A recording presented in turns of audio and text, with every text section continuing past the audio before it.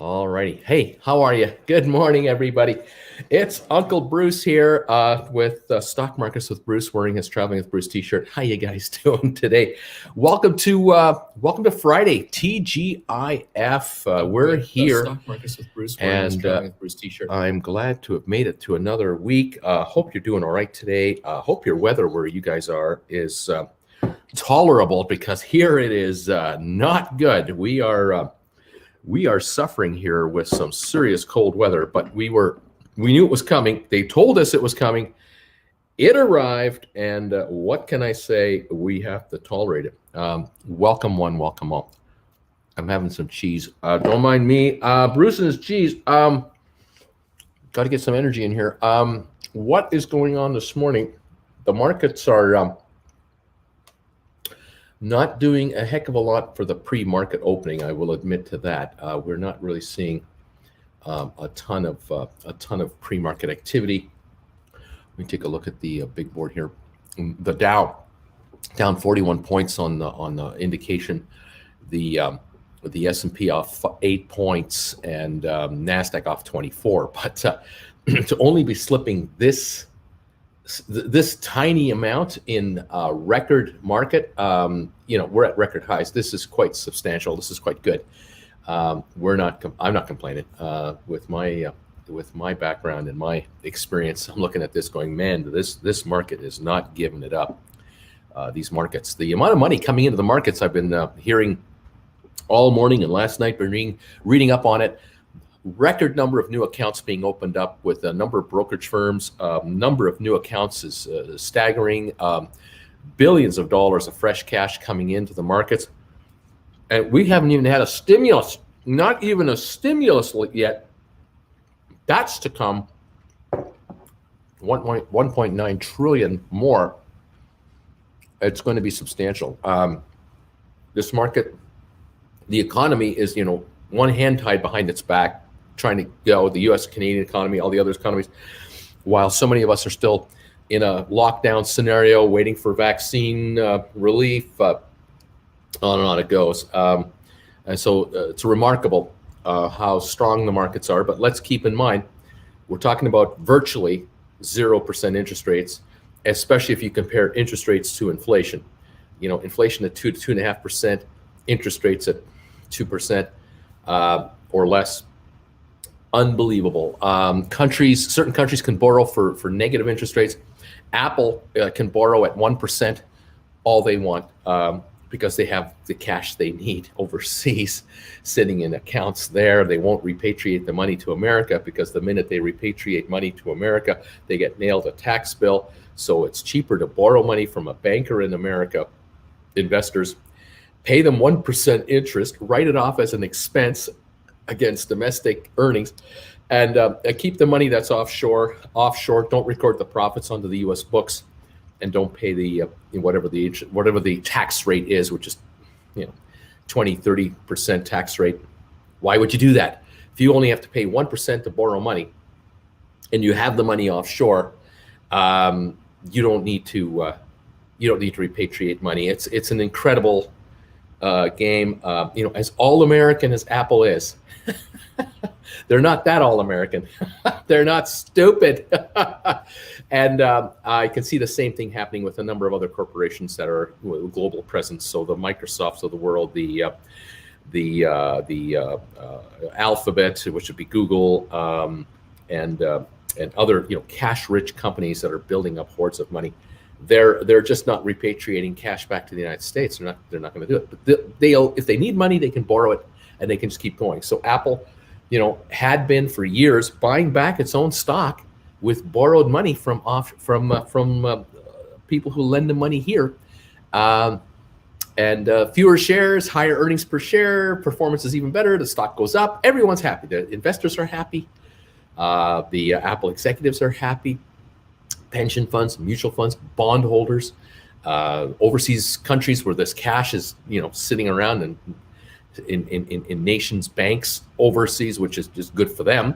More cash on hand. American dollars. The only loser is the American taxpayer. That's the only loser. The American taxpayer. How about that? billions of dollars, tens of billions, from all these companies that are sitting on cash elsewhere could be coming into the U.S. Treasury to lower the deficit, to make it easier for America to fund whatever it wants to fund. But, it's kind of like an IOU that never gets paid. Like, Apple goes, I know if we bring back our $200 billion we have sitting offshore, we got to give the American government $60 billion. But,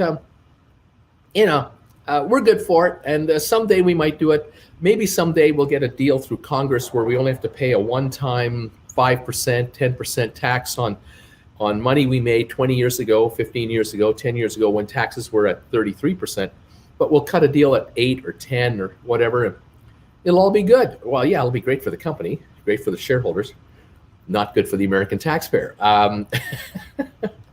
But so many American taxpayers in America, I'm talking about those who pay serious taxes in America, they're the ones who are going, hey, why should Apple do that? I get it. I understand. I know I'm paying, who is it? Don King. You remember Don King, the boxing promoter, the guy with his hair that's straight up? Don King proudly bragged, and still does, how much taxes he pays as a loyal American.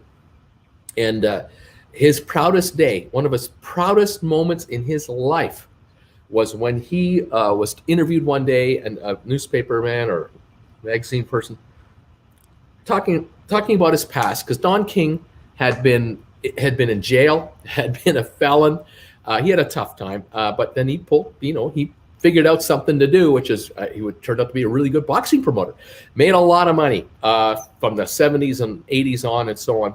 But his proudest moment in his life was the day he was able to proclaim that I personally paid more than $1 million in income tax as an American to my government. And because he'd been around the world and he had seen what it's like outside the United States. And he was realizing, despite the fact that I've had hard times as a young child and a young man, I've been able to succeed in this country where I would have had no chance in many, many, many other countries around the world to even get anywhere near middle class.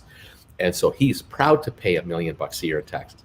Anyway, these top-end taxpayers, these billionaires and what have you, they look at Apple and go, those guys are geniuses. They're smart as can be.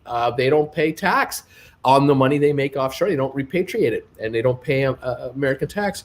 More power to them. And I'm happy to lend them money. Or pension funds and mutual funds and other institutions are happy to lend Apple money to get 1%, 1.5% interest from a company that's good for it. And then, of course, they buy the stock as well. Pension funds, the biggest holding most pension funds have, and mutual funds, Apple stock. And they call the Apple stock growth stock, high-tech stock. They classify it in such a way that they always get to buy the Apple stock. They give Apple so many handles so that in their portfolio of investments, they can say to their mutual fund holders, unit holders, well, we have Apple stock because that's part of our portfolio. Amazing. Forgive me while I eat my cheese. I need some energy. This morning, Friday, February the 12th, 2021. I wanted to thank you for those of you who particularly who watched my video last night on GameStop. I made a video, it's about 15 minutes long, where I went over what the future of GameStop looks like it's going to be corporately and how that could affect the stock price. And I put it into a quasi short video, 15 minutes or so. Those of you who have watched it, a lot of you have given me thumbs ups and you've liked it. If any of you out there can share that video on other platforms, you would be doing this channel a serious solid, and you would be doing GameStop shareholders a serious solid, because that is the story that needs to be exposed about GameStop to combat the negative news and the so-called stigma of GameStop and Reddit and Wallstreetbets, all the negative press that all those entities are getting, where they lump it all into the GameStop platform. This video, this kind of news is the kind of news that should be going out to the outside world, And if you're able to in any way at all expose that video, there's a link when you watch the video on YouTube. If you don't know, just below the image, probably right here, there's a share button, a little arrow. You click on that, and then it automatically asks you, oh, where would you like to share this video to? If you are on Twitter, you can share it right to Twitter. If you're on Facebook, you can share it on your Facebook page. If you're on Reddit and whatever platforms you are able to share this on, you are helping, of course, this channel, but the GameStop story to get further exposed, the positive side of the corporate story. Thank you, everybody, for all of your kind words and comments that you made overnight. I've been trying to read them all day. Thank you for being here. Casey, thank you for this donation to my channel. All of you making donations, your super chats and your PayPal donations. You guys are keeping me alive here. Bruce, how can I send you the Sachs research report that just came out today for GameStop? It's $75 USD, and I have already paid for it. And it's important. If you have a digital copy of it, you can email it to me. My email address I will show here if I can't. Just bear with me here. Don't I have this? I thought I did. Yeah, here it is. This is my email address right here. BruceFrommert@hotmail.com. So any messages you want to send to me on my email, there it is there. You want to send me a copy of that? Thank you. That'd be great. Thank you very much. Okay. Usually you can find this address on the bottom of most of my videos, and it should also be on my About section for this channel. That's my contact information there. It's Winston. Good morning, Bruce. The American taxpayer is always a big loser. It's amazing to me. Of course, if you have a day job, and I think Warren Buffett said it right. His personal secretaries that work for him, they're on a salary, and they get paid every 2 weeks or so. And his accounting department people handle the payroll, and all the deductions are made automatically right at the paycheck level. So all of you out there who, you used to get a paper paycheck. You remember those days? Now it's electronic. You get a little email. It shows you your gross earnings, your deductions for state, federal, unemployment, social security, all that crap, and then your net pay. And he would say, my personal secretary pays more in taxes on a percentage basis than I do, because as a billionaire, I have all these privileges that the U.S. government has given me and all these incentives to, for me to create jobs and do all this stuff. But on a percentage basis, she pays more. And he said, that's wrong. It's not right. It's absolutely wrong. There should be at least a minimum of some kind, 15, 20% minimum. You can't get under that. No matter all your deductions, you still pay something. But he complains about how the American system is rigged to the very, very wealthy, and it continues to get rigged as each election cycle goes by, especially with the Republicans coming in. They find ways to argue about the deficit until it's time to give tax breaks to job creators, which are code word for our senior donors that spend money on these super PACs and send us donations. Those are job creators, and those people, that's different. Yeah. Hey, welcome to the world. It's the world we're in, and there it was. Video was great, Bruce says PB. Thank you for that. I hope you liked it. GameStop right now, 5104 on the pre-market. Down 9 cents on the day. Volume, 92,000 shares. Zero. There's no volume. There's no news today. Nothing official that I've seen. The thing to keep in mind is in the last 30, 60 days, a lot of new people have come into the market. More money has come into the market from the outside in since 2008. That's 13 years ago. Unbelievable. Quite surprising how some of the analysts are saying the markets are getting frothy because all this money's coming in. Well, as people are working from home and they have cut their expenses down to the bone, there are some in the middle class and higher who also have, are not traveling. They're not taking the kids to Disney World and blowing 10 grand in 2 weeks. This money is piling up. because there are people who make more than they spend. There really are. They actually exist. I don't know if you know that. There are actually people out there that bring more money in than they actually spend that they need to live on. It's incredible. And those folks are looking and going, well, what am I going to do? I don't need a new car right now. We don't need new furniture right now. And if we did, we already got it. We've upgraded our house, or we don't need to do that. I gotta bring in income from the outside rather than just my own, whatever I do for a living or used to do or I'm trying to do. And a lot of folks, of course, out there are now, have one job instead of two jobs. The husband or the wife have been let go, laid off, furloughed, and only one is working. Maybe they got a severance of some kind and they're living off of that. But they got some cash flow and they want their assets to make money. And one of their assets is investments in the market, or they have cash in bank certificates of some kind, pulling in 2% interest, which just sucks. They want to get better performance, and so they're looking for ideas. And a lot of folks are finding me, and of course, those of you who know, you see questions I'm getting asked all the time of, what do I do? How do I do this? There's money coming into the markets, and when markets hit record highs, more money comes into the markets because people are going, I got to get in on this. What am I missing here? Why am I not? Why aren't my savings accounts reaching all-time highs like the markets are? I've got to do something. And a lot of people have, for the first time in their lives, adult lives, they've got the time to do some research about how to become a market investor. They're going, I got hours a day. I'm not commuting to the office, not commuting home. I'm not flying to appointments like I used to be flown to appointments. I have time to watch Bruce for a while, or I have time to do some research. I need to get into this. And that's what's happening. There's a ton of cash coming into the market from around the world. This is not an America story. I don't want to mislead my overseas viewers. This is not just an America story. This is global.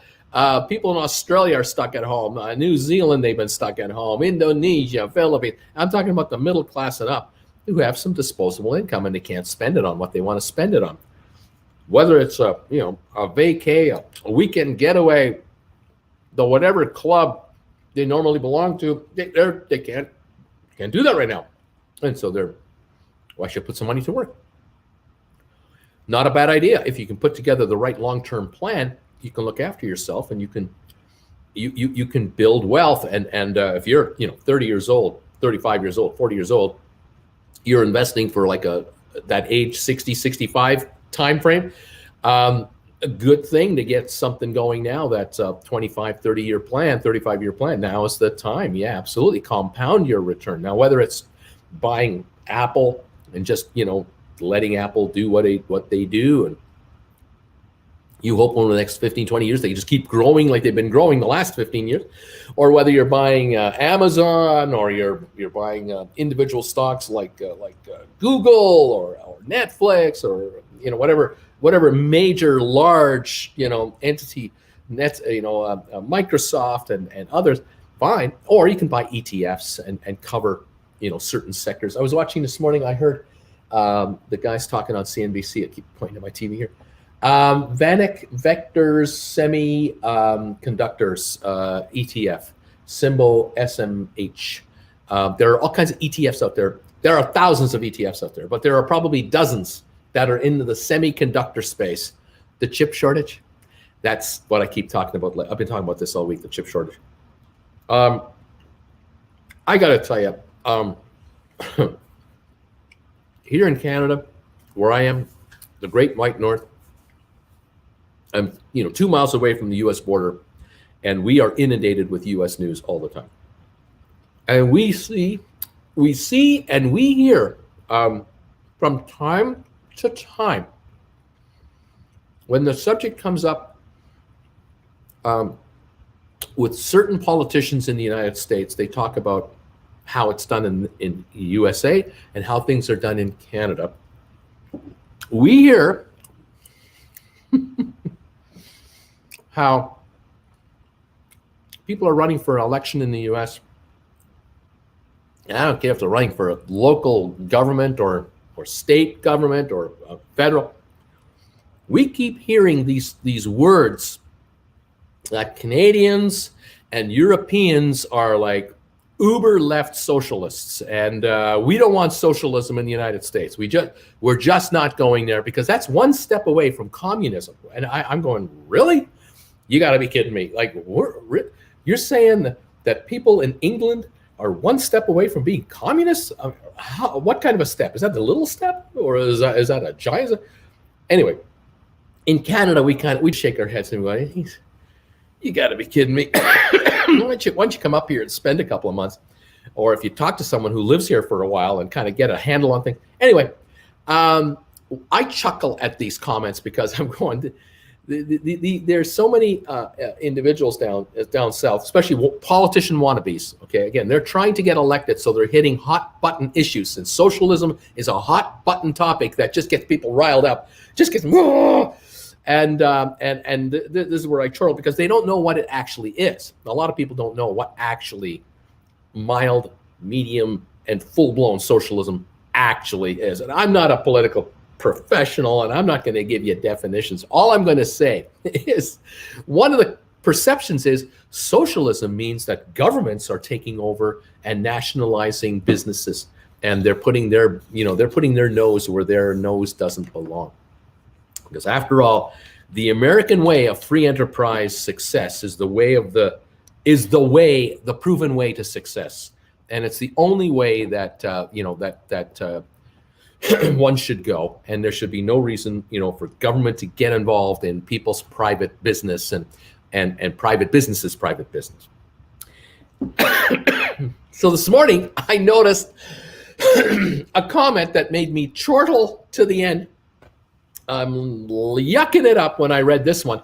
The three big corporations have come to Washington, or are suggesting to the Biden administration that a national priority should be made to assist Intel, Qualcomm, and Advanced Micro Devices, symbols INTL for Intel, Qualcomm is QCOM, and Advanced Micro, AMD. These three companies have been let it be known, I guess, they've let it be known that they think that it could be a good idea for Biden and the U.S. Congress, Senate, the entire U.S. to offer government incentives for chip manufacturing companies, USA-based, to grow and to be stimulated, to be given stimulus. In other words, they're looking for a government handout. They want government money to be given to them on some kind of a national priority, emergency reason. I mean, you make up the wording, because politicians are great at this. Make up the wording that sounds like this is a national emergency and that this is a priority for the United States of America to make homegrown chips rather than be looking to import from the outside. Notwithstanding the fact that a lot of foreign factories out there are hired by U.S. companies to make product on their behalf because they don't want to pay American workers the going rate in America when they can pay someone $2 an hour overseas. Why pay an American $15-20 an hour or more? Notwithstanding that, the United States government should help these companies out, and that would get a lot of chips made in the United States, and that would alleviate the chip shortage, and America wouldn't be so dependent on foreign countries for their chips. And of course, what they're secretly saying is, it's China. It's all about China. Yeah, we're not dependent on China. Where does this thing get made? Hello? Where does my iPhone get made? Where does my biggest iPad get made? It gets made in China under a license agreement with Foxconn and other organizations, these mega factories that in no way in hell could open up a factory in the United States and operate the way they do operate there. If you tried to open up in the most, pick any state in the United States that is the most corporate friendly and worker unfriendly state. So stay away from unionized states is what I'm talking about. Think about the states in America where companies can set up shop and unions can almost not get a union set up, almost impossible to set up a union. Even in those states, there is no way Foxconn or a Foxconn America version could set up a factory and operate the way they do, the way they operate in China or other overseas locations. The Justice Department would be all over these guys for abuses of human rights. Maybe the local government would look the other way. The state government will kind of go, well, we're just trying to get jobs in here. But the feds would come down on these guys like you wouldn't believe. And human rights groups would be picketing these guys. And then there would be boycotts by Americans against the product because of the human rights abuses being heaved upon the workers inside these places. Because there's a reason you don't see YouTube videos on YouTube channels very often of the working conditions inside foreign factories that make goods that Americans love and enjoy. And I'm talking about, of course, chips, but telephones, all electronics, clothing in the Pakistani sweatshops that used to exist in New York in the 18-something hundreds. Yeah, we're talking about the worst of the worst, and child labor, abusive practices, no rights for a worker that's been abused or assaulted. They just get fired. There's no way that any of these entities could open up factories in the U.S. So that's one thing to think about. Number two, the kind of factories you would open up in the United States, if you've got government money to subsidize it, well, great, because, keep in mind, if we open a factory in Mexico, just across the border, we can open up, massive factories there. We have access to water. We have access to electricity. There's access to transportation corridors. There's a friendly relationship with the border between Canada, U.S., and Mexico for free trade. And the beauty of it is you can make car parts in Mexico and pay $2.50 an hour, whereas in Dearborn, Michigan, you got to pay $25 an hour plus benefits. And these people want breaks. Bathroom breaks? What are you talking about? There's a bucket over there, piss over there. So in Mexico, it's a whole different world. And in the US, it's a whole different world. Canada, it's a whole different world. Why would any corporation in their right mind open up a factory employing 5,000 people that could be targeted by a union for unionization? Hello, Amazon. Have you had a problem lately? And have human rights watchers step in and go, this is not right. And so I find it humorous that now that there's a theoretical national emergency in the United States because of a lack of chips, computer chips, these companies are coming to the government for handouts. And I'm going, what do you need a handout for, you guys? The interest rates are virtually zero. The stock market is at a virtual all-time high. Hundreds of billions of dollars are flowing into the U.S. market to invest. Why don't you three guys get off your fat butts and offer some stock in your precious little corporations, that the ones that you've been buying back? Why don't you offer some stock to investors? Why don't you offer some bonds? Why don't you pay some interest on some money that you're going to borrow? Because you can borrow at 2%, 3%. Don't come crying to me that you can't get any money from bankers. You got to be kidding me. Cruise lines are borrowing billions of dollars at a time, and they're paying 5, 6%. You guys in the chip sector with a demand that's over the moon, I can't imagine a banker having any problem on Wall Street at Morgan Stanley and Goldman Sachs and all these guys. I can't imagine them having a problem raising $10 billion for you guys like that at 2% interest for 10 years. I can't imagine. And it's a write-off. The interest is a write-off. They're coming hat in hand to the U.S. government. You want to talk about socialism? Right there, baby, right there. It is on a silver platter for all to see. It is up front. They're not even trying to hide this, that they're begging for handouts from Washington. Why are they doing it? Because Washington is handing out the money. It's because they know they can get it. Why would a corporation be stupid enough to go to their bankers and borrow money at 2% when for free they can get money from the U.S. government? They could probably get $500 billion over 5 years and only have to pay half of it back because the other half will be a grant. It'll just be money handed to them for free, and they can just pop that dough right into their treasury and do whatever they're doing. Maybe they'll build a symbolic factory or something here and there, but really, they're going to keep buying back their stock. They're going to keep, those executives going to keep flying in their Challenger private jets to the meetings in Washington with the senator. Oh my goodness, it is just laughable. And I heard this morning airlines are in line for another $15 billion from Washington. Socialism at its finest. I hear you out there. Some of you say, Bruce, the airlines are a national priority. We can't let them go under. This is a national security issue. And I'm going, bunk. As long as you've got jet fighters and bombers that can go into the air, you got all the national security you need. Air Force has lots of passenger jets. These airlines go under for the, 8th time or 4th time in the last 30 years. How many times have these airlines gone under? Who cares? They get reorganized with a whole bunch of new private capital, and they come back, and they're American Airlines Part 4, and they start flying again. The landing slots never go away. No one ever gives them up. Rights to fly across the Atlantic and the Pacific are priceless. Airlines will just be replaced by new airlines. Planes will just be repainted with a new logo on it. There's not going to be a shutdown of the U.S. airline industry. The bottom line, though, is that right now there are only 5 airlines that really control 90% of the U.S. air market because the U.S. government allowed all these airlines to buy up all the little guys, which allowed you as a consumer to pay top dollar for an airfare.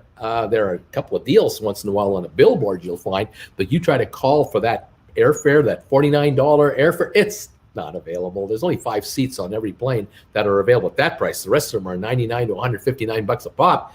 Good luck with that. You ever tried to walk down an aisle of an airplane and talk to people and say, how much did you pay for your flight from New York to Cincinnati today? How much did you pay? You'll be kicked off that plane in 5 minutes for being disruptive. How dare you ask the other passengers how much they paid for their ticket? The airlines don't want you to know that. That's okay. Socialism is alive and well in America. Always has been, always will be. There are lobbyists in Washington by the thousands whose job it is to make sure that whatever Washington does, don't mess with our industry. We totally support the United States government and the United States taxpayer in raising all kinds of money for taxes. We like lower deficits. We like policies that are friendly to business, but don't mess with our business to get to your objectives. That's what I'm here for. I've been hired by the Housing Association. I've been hired by the gun lobbies. I've been hired by the technology companies. I've been hired by the auto industry. There's a zillion guys and girls in Washington and all state capitals who are hired by corporate America to keep things just the way they are and only look at one thing: make it better for us. Make it better. We've got millions of dollars that we can pay you guys from our record profits because of our low taxes that we pay. We'll just throw more at our lobbyists to keep things in check. And the thing that we'll promote government cutbacks. We'll promote government spending cuts to keep the budget in control. And of course, the spending cuts will not be nailed towards corporations. The spending cuts will be nailed to those lazy socialist people out there who don't want to get a job. The ones living under the bridge, under the highways, in those cardboard boxes. Those are the lazy ones. They should pay the price for their ineptitude and their problems, because we at corporate America, we work hard for this country, and we fly the flag at our head office, and we're loyal to the cause. Oh, by the way, we kind of need a couple $1 billion to help subsidize a factory we're trying to build in Oklahoma, because we apparently there's a shortage of parts, and it'd be good if the United States could help out. In the meantime, Wall Street's drowning in cash. People are chasing stock all over the place. Tesla's trading at 1,400 times earnings. Amazon trading at 80 times earnings. I mean, these valuations are out of sight because there's not enough stock to go around for these particular outfits, and so they're trading at thousands of dollars a share. And here we go. It just continues on. And from the outside, here in Canada and over in Europe, we look into the USA and we go, wow, Look how rich those guys are as a country. I mean, America is so wealthy. Its dollar is the king of currencies, and yet they're so inept when it comes to working for their own people. They're incredibly good at fighting with each other. I mean, Americans attacking Americans and Canadians attacking Canadians. We are experts at this. We are professionals. There are lawyers out there who are available at the snap of a finger to sue anyone on your behalf for whatever it is you need, because there's too many lawyers. There's too many lawyers, not enough cases. So you want to sue company whatever because the hummingbird over here might be endangered. Oh, I'm here. I'm your attorney, and I've got assistants, and I can get other attorneys. We can pile in, and we can appeal to all of these regulating authorities, and then we can appeal at the city level. We'll appeal to the county level. Then we'll get media campaigns going, and we'll make all these people look terrible that are against a new factory in the middle of a nature preserve. Oh yeah, we're there. And then on the other side are those who want to preserve nature and don't want this to happen. And the battle is on within. And example number one, the high-speed California Railroad. You guys in America can't build a railroad anymore. You can't even do that. America built a transcontinental railroad back in the 1850s, 40s, 50s, 60s, sooner than Canada could get its transatlantic, trans-Pacific Railroad built. Canada finished its railroad in 1885. I think the USA got it done in 75, 10 years earlier. You try and get a railroad built in the United States from point A to point B, good luck with that. And I can tell you that there are governors in the East, Pennsylvania, New York, New Jersey, Maryland, Delaware, Virginia. Do they want high-speed rail between those mega cities? Yeah, you darn right they do. You've got governors traveling to Japan to check it out and going, wow, man, if we could have this between Baltimore and New York, or Philadelphia, Baltimore, Newark, Boston. I mean, my God, the corridor up here. Oh, we have the population. We seem to have the land for it. The demand is there. The technology is there. Oh gosh, would that be great? We could cut down on the number of airplanes doing these 40-minute flights all the time. We could reduce the highway nightmares that we have, and all the upkeep and the maintenance. If we just put in these lines and invested our hundreds of billions into this as a coordinated effort, oh my God, it would be great. Try and get 1 mile of a railroad done in the United States. Good luck, because there's for every mile there are 5 legal teams waiting to stop you with unlimited funding. It's incredible. And of course, if the government were to step in and say, well, we're going to help fund it, like in California, it's not going to work. Not going to work, because now we just have a recall election. We just get that guy out of office. We make sure that all those superintendents on these boards, we get rid of those guys. We fund them out. We spread rumors about their personal lives, and we get them kicked off these boards, and we put in the people we want. And what do we want? We don't want a railroad through our farmland, or we want the railroad to go over here. We don't want the line to go over there. We want an area here where we service the trains. We want permanent jobs in our county, not in that county. It just goes on and on and on and on. And there is no one driving the bus. The passengers are in the back arguing how to drive the bus, but no one's at the wheel. And it hasn't even started yet. It's just sitting in the station. And I don't even know if it's idling. I'm not even sure if it's idling. It's really amazing.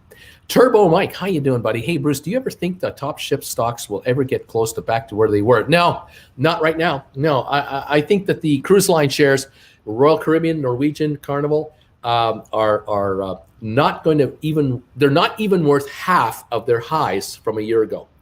And that's with them sailing. Without them sailing, they should be trading at less than a quarter where they were at one point in time. So Royal Caribbean was 130 odd bucks a share. 30 bucks a share is where that stock should be. And when they are sailing, they'll be lucky to be worth 60. Carnival was 55. Same with Norwegian. They were kind of 50, 55 each. They should be right now about 10, 12 bucks a piece at best. And if they get sailing and get, whatever ships they've got left running at half capacity, 60%, maybe 20, 25 bucks a share. That's where they are right now.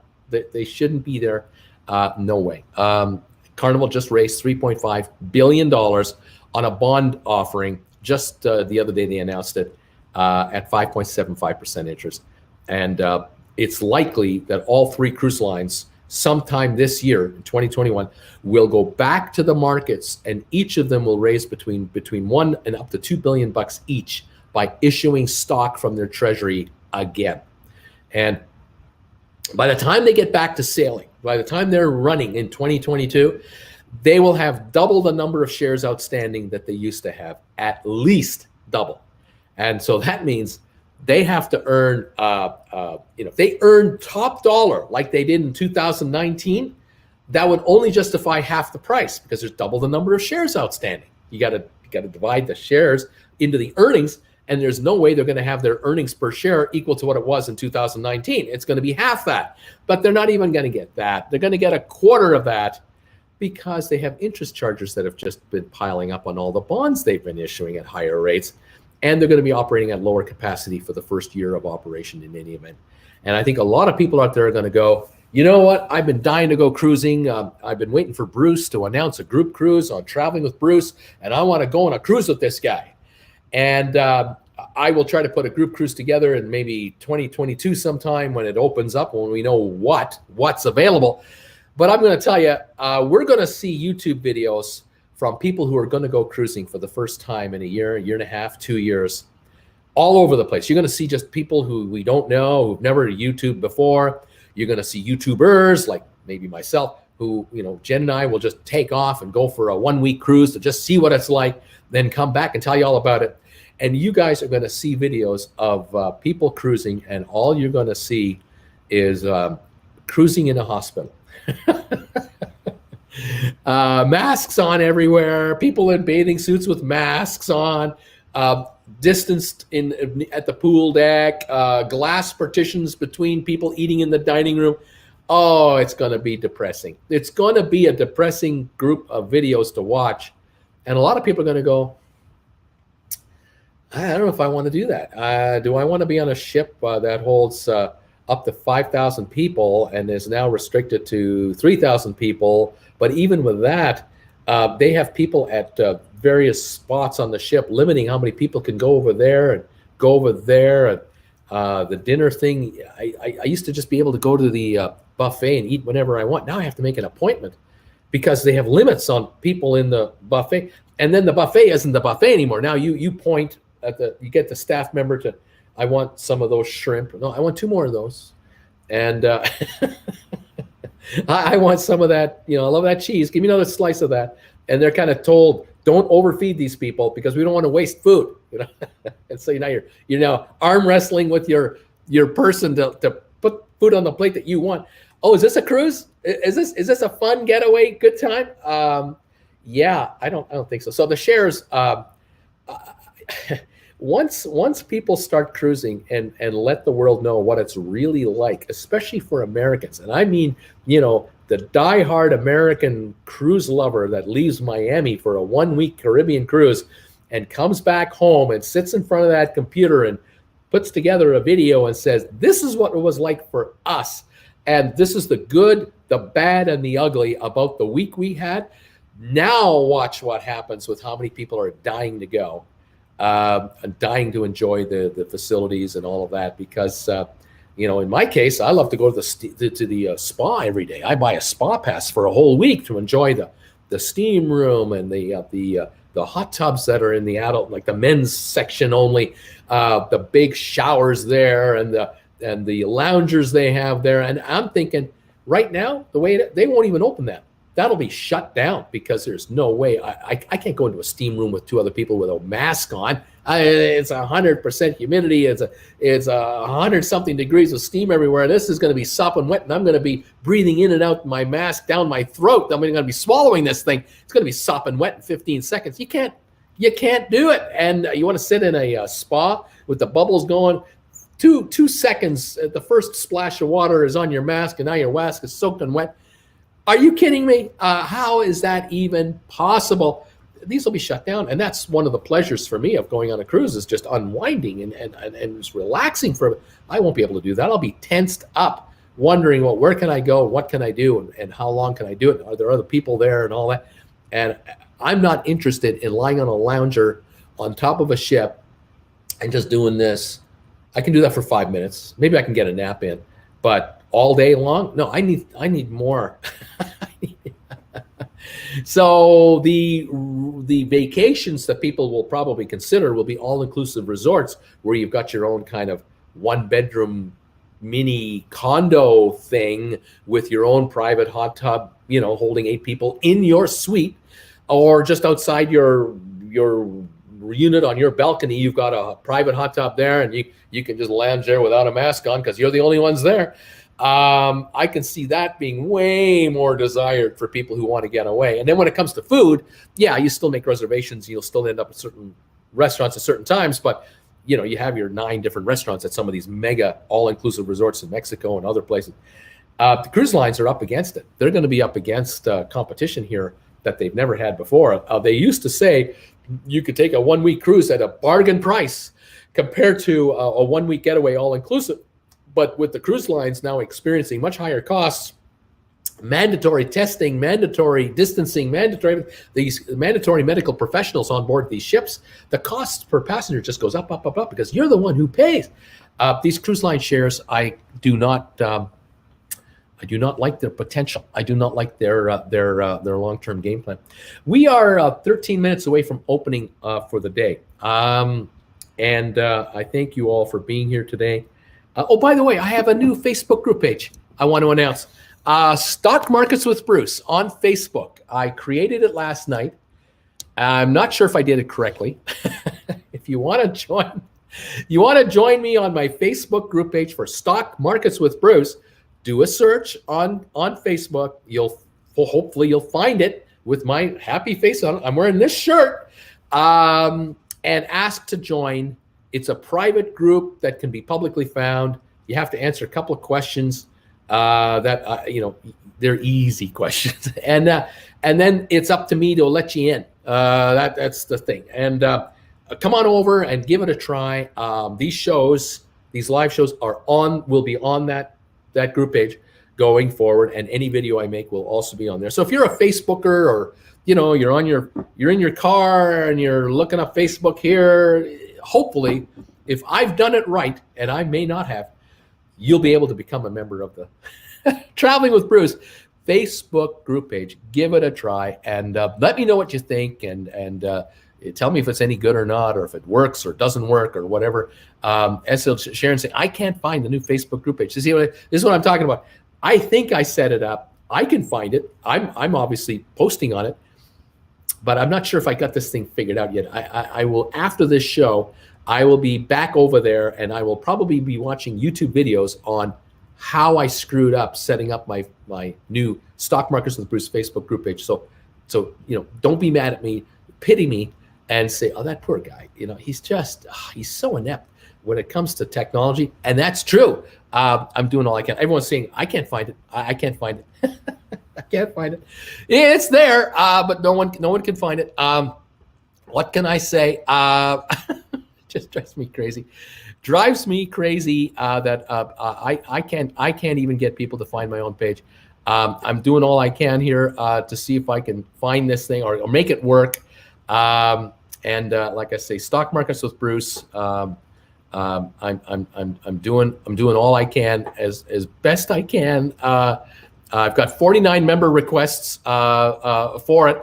I think, but no, that's not. That's Traveling with Bruce, not Stock Markets with Bruce. So yeah, there's an issue there, and it's me. It's all me, not your fault. Me, I'm the one. I'm the problem, and I will attempt to figure this mess out later when I'm off the air. So again, appreciate your patience, but keep your eye open and keep trying later today between live shows, and see if you have any luck. Yeah. I've made a post on Traveling with Bruce that this new channel is open, and I'm sure a bunch of people there are going, I can't find that damn thing. What's he talking about? I can't find his channel.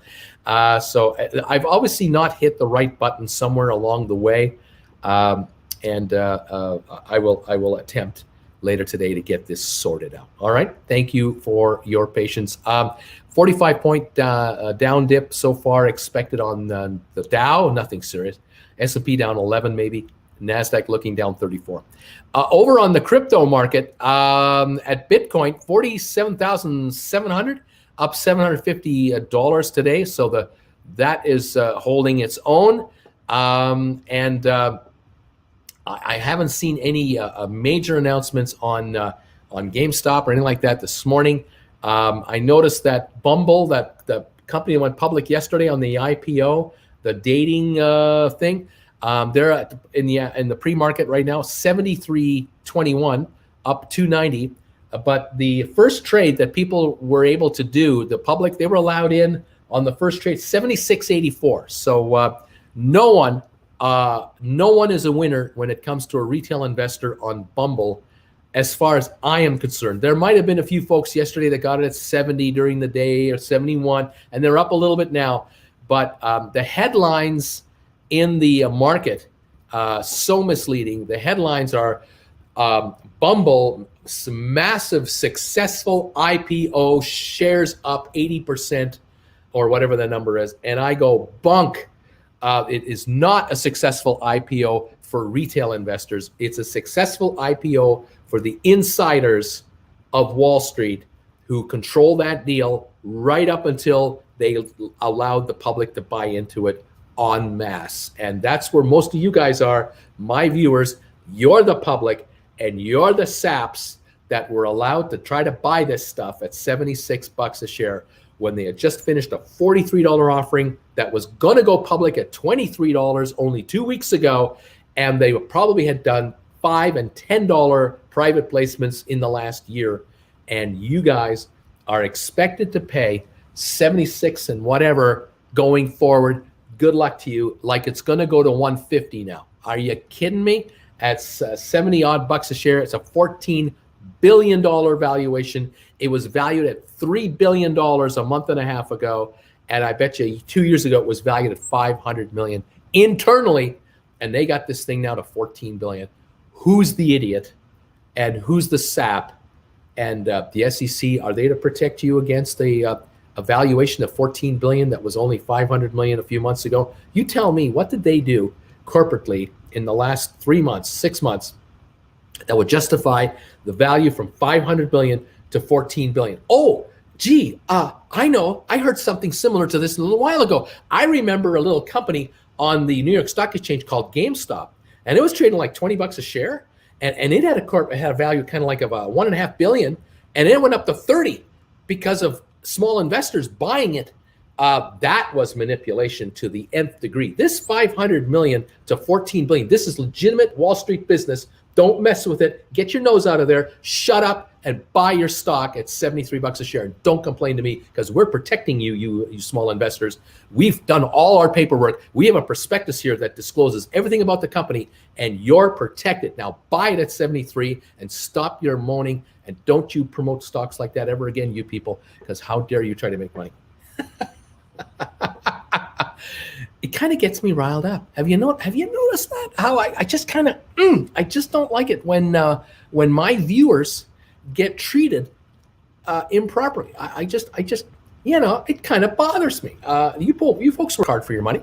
You work hard to find the right investments. You're trying to find an opportunity to make money in the marketplace, and I just find it a little upsetting when I don't know. A stock trades on the New York Stock Exchange, like the preeminent market of the planet, and brokerage firms won't let you buy stock with your own money. They restrict you from buying stock with your own money to protect you against who knows what, space aliens, I don't know. In the meantime, the brokerage firm that won't let you buy the stock is underfunded and is desperately trying to raise $4 billion in a week to avoid bankruptcy. Who am I talking about? Robinhood, of course, and others are scrambling out there, and you're the problem. It's not the broker and the clearinghouses and they're underfunded and they're over leveraged clientele and all the hedge funds that are out billions of dollars. No, they're not the problem.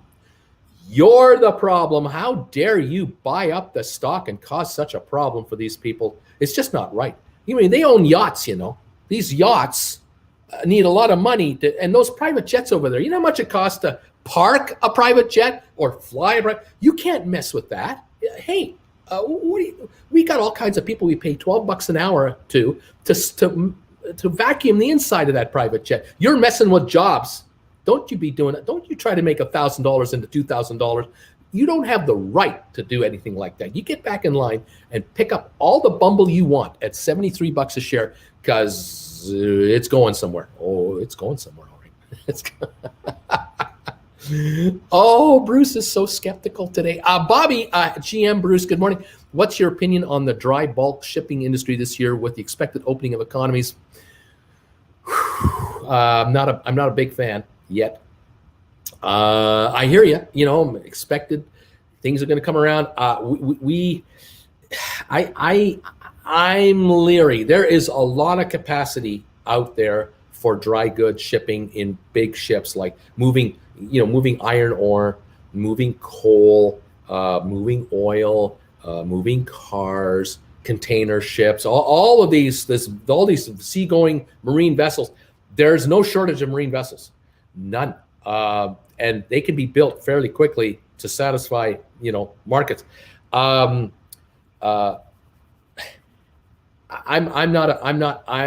no shortage here. There's a shortage of certain goods and items that are legitimately, there's a shortage. Chips, computer chips, definitely. The higher, newer versions. I mean, Sony can't get enough chips for their PlayStation. Oh, what a problem. The world is going to end. But that's a sign. Ford can't get enough chips for their F-150. That's a problem for Ford, because that's their moneymaker. And when that happens, Ford starts yelling, hey, this is what we are banking on to make our money here. Truck sales. Those entities are having problems. I'm sure GM and other manufacturers having same issues. And then all of the laptop, assembly companies, or outfits, same thing. Certain chips are in certain short supply. But don't worry. The Chinese, the Vietnamese, the Indonesians, in Thailand, in India, in the Philippines, in Japan, in South Korea, there are factories that are ramping up to produce many, many more chips in an awful darn hurry. And they will ramp up faster than the American companies can run to Washington for handouts before they even think about building a factory in Tennessee or South Carolina, North Carolina, or anywhere else. Don't worry, folks. You'll be getting your chips, no problem. And they're going to be coming from overseas where they know how to do business. They can ramp up a factory like that before you can blink in America. It's okay. The GameStop people will keep getting their PlayStation 5s, and the Americans can keep playing their games at home, and it'll be fine. I'm such a pessimist. I'm a pessimist today. I apologize. In one of those moods, I suppose. Where are we at here? We're 2 minutes from the opening. And pre-market dips put Twitter's 9-session winning streak on the line. Oh, gosh, national tragedy. London has lost its distinction as Europe's top trading venue. You think Brexit has something to do with that? Funny how when countries vote to close themselves off from the rest of the world thinks that they're not welcome anymore and they go elsewhere. Wow. How would have thought that? Dow down 47, S&P down 11, NASDAQ down 37. We're about to open up. We'll see what's going on here on the opening. Thank you for tolerating the old man ranting away this morning. Such freedom I'm being given on this channel to speak my mind, because I don't own any shares. I don't have any investments. I'm just a commentator telling you what I think is going on in plain English as best I can. GameStop is about to come out here. It looks like the final trade on the pre-market is 50.70, down 30-40 cents. Nothing to worry about. All is cool. We're going to see how we start the day here in just a moment as we get ready to open up the markets and fire up Friday. Don't forget, today is option expiry day. All the options for all the stocks, every Friday, another series of options expire. And after today, we open up on Monday, and there's a whole bunch of options that'll expire next Friday, because options are created on a kind of a 1 to 2 year rotational basis. And so as options die, options are created. And today will be expiry day for a bunch of the options out there. We'll see if it has any effect whatsoever on the markets. We'll see what's going on there. Looks like we're open on GameStop, 51.28, up 18 cents on the initial opening on the New York Stock Exchange. That's not surprising considering how quiet the shares were in the pre-market and last night's aftermarket trading. We're now up to 52.48, up $1.39 on GameStop. Thank you very much for the little pop. 400,000 shares traded on GameStop so far this morning, and we're just now getting our first trades registering through the New York Stock Exchange. Over at Gore's Holdings, this is the stock, the SPAC that I've been talking about, GHVI. 1853 was the close. It's right now at 1661. We're waiting to see what the final or the opening market will actually look like. But that one, I'm hoping will go under 16 into the 15s. That will give you a chance to get it at some kind of a decent price. They are merging. They might even be up a little bit here. They're merging with Matterport, the 3D virtual reality company that allows realtors to show off homes in a way you cannot believe. It is must viewing for those of you who are millennials and bored, dreaming of moving into a new house. This company produces and helps realtors and hotels and resorts produce some of the sexiest videos to kind of let you dream about where you could live and what it would be like if you could live there. That stock, 1788 now, I'm finally getting the opening here, up $1.27 for Gore's Holdings 6 Inc., a SPAC that's going to merge with Matterport. That stock is just not backing off 2.5 days after the announcement of their merger. The other SPAC I've been following is the Virgin Group Acquisition Corporation, VGAC. It looks like it's up a few pennies on the opening here. It's around the 14.30 mark right now. Seems to be where it's at. I'm not sure if it's showing officially down 50 cents on the day, but it's in this 14-15 range. This is buy territory as far as I am concerned. You can pick this stuff up here and wait for a couple of months for the merger to complete on the New York Exchange with 23andMe. That's what the name of the company is going to be, and I like the potential of that company's shares with the merger complete. GameStop up $1.04 to 52.14.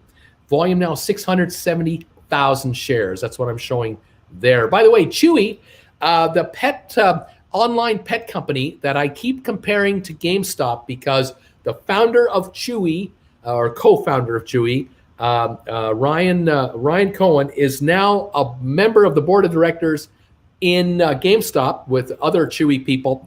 That stock is $109.50 a share, up $2 today, $2.50. Market cap for Chewy, that is a pure online retailer of pet supplies, foods, and other items.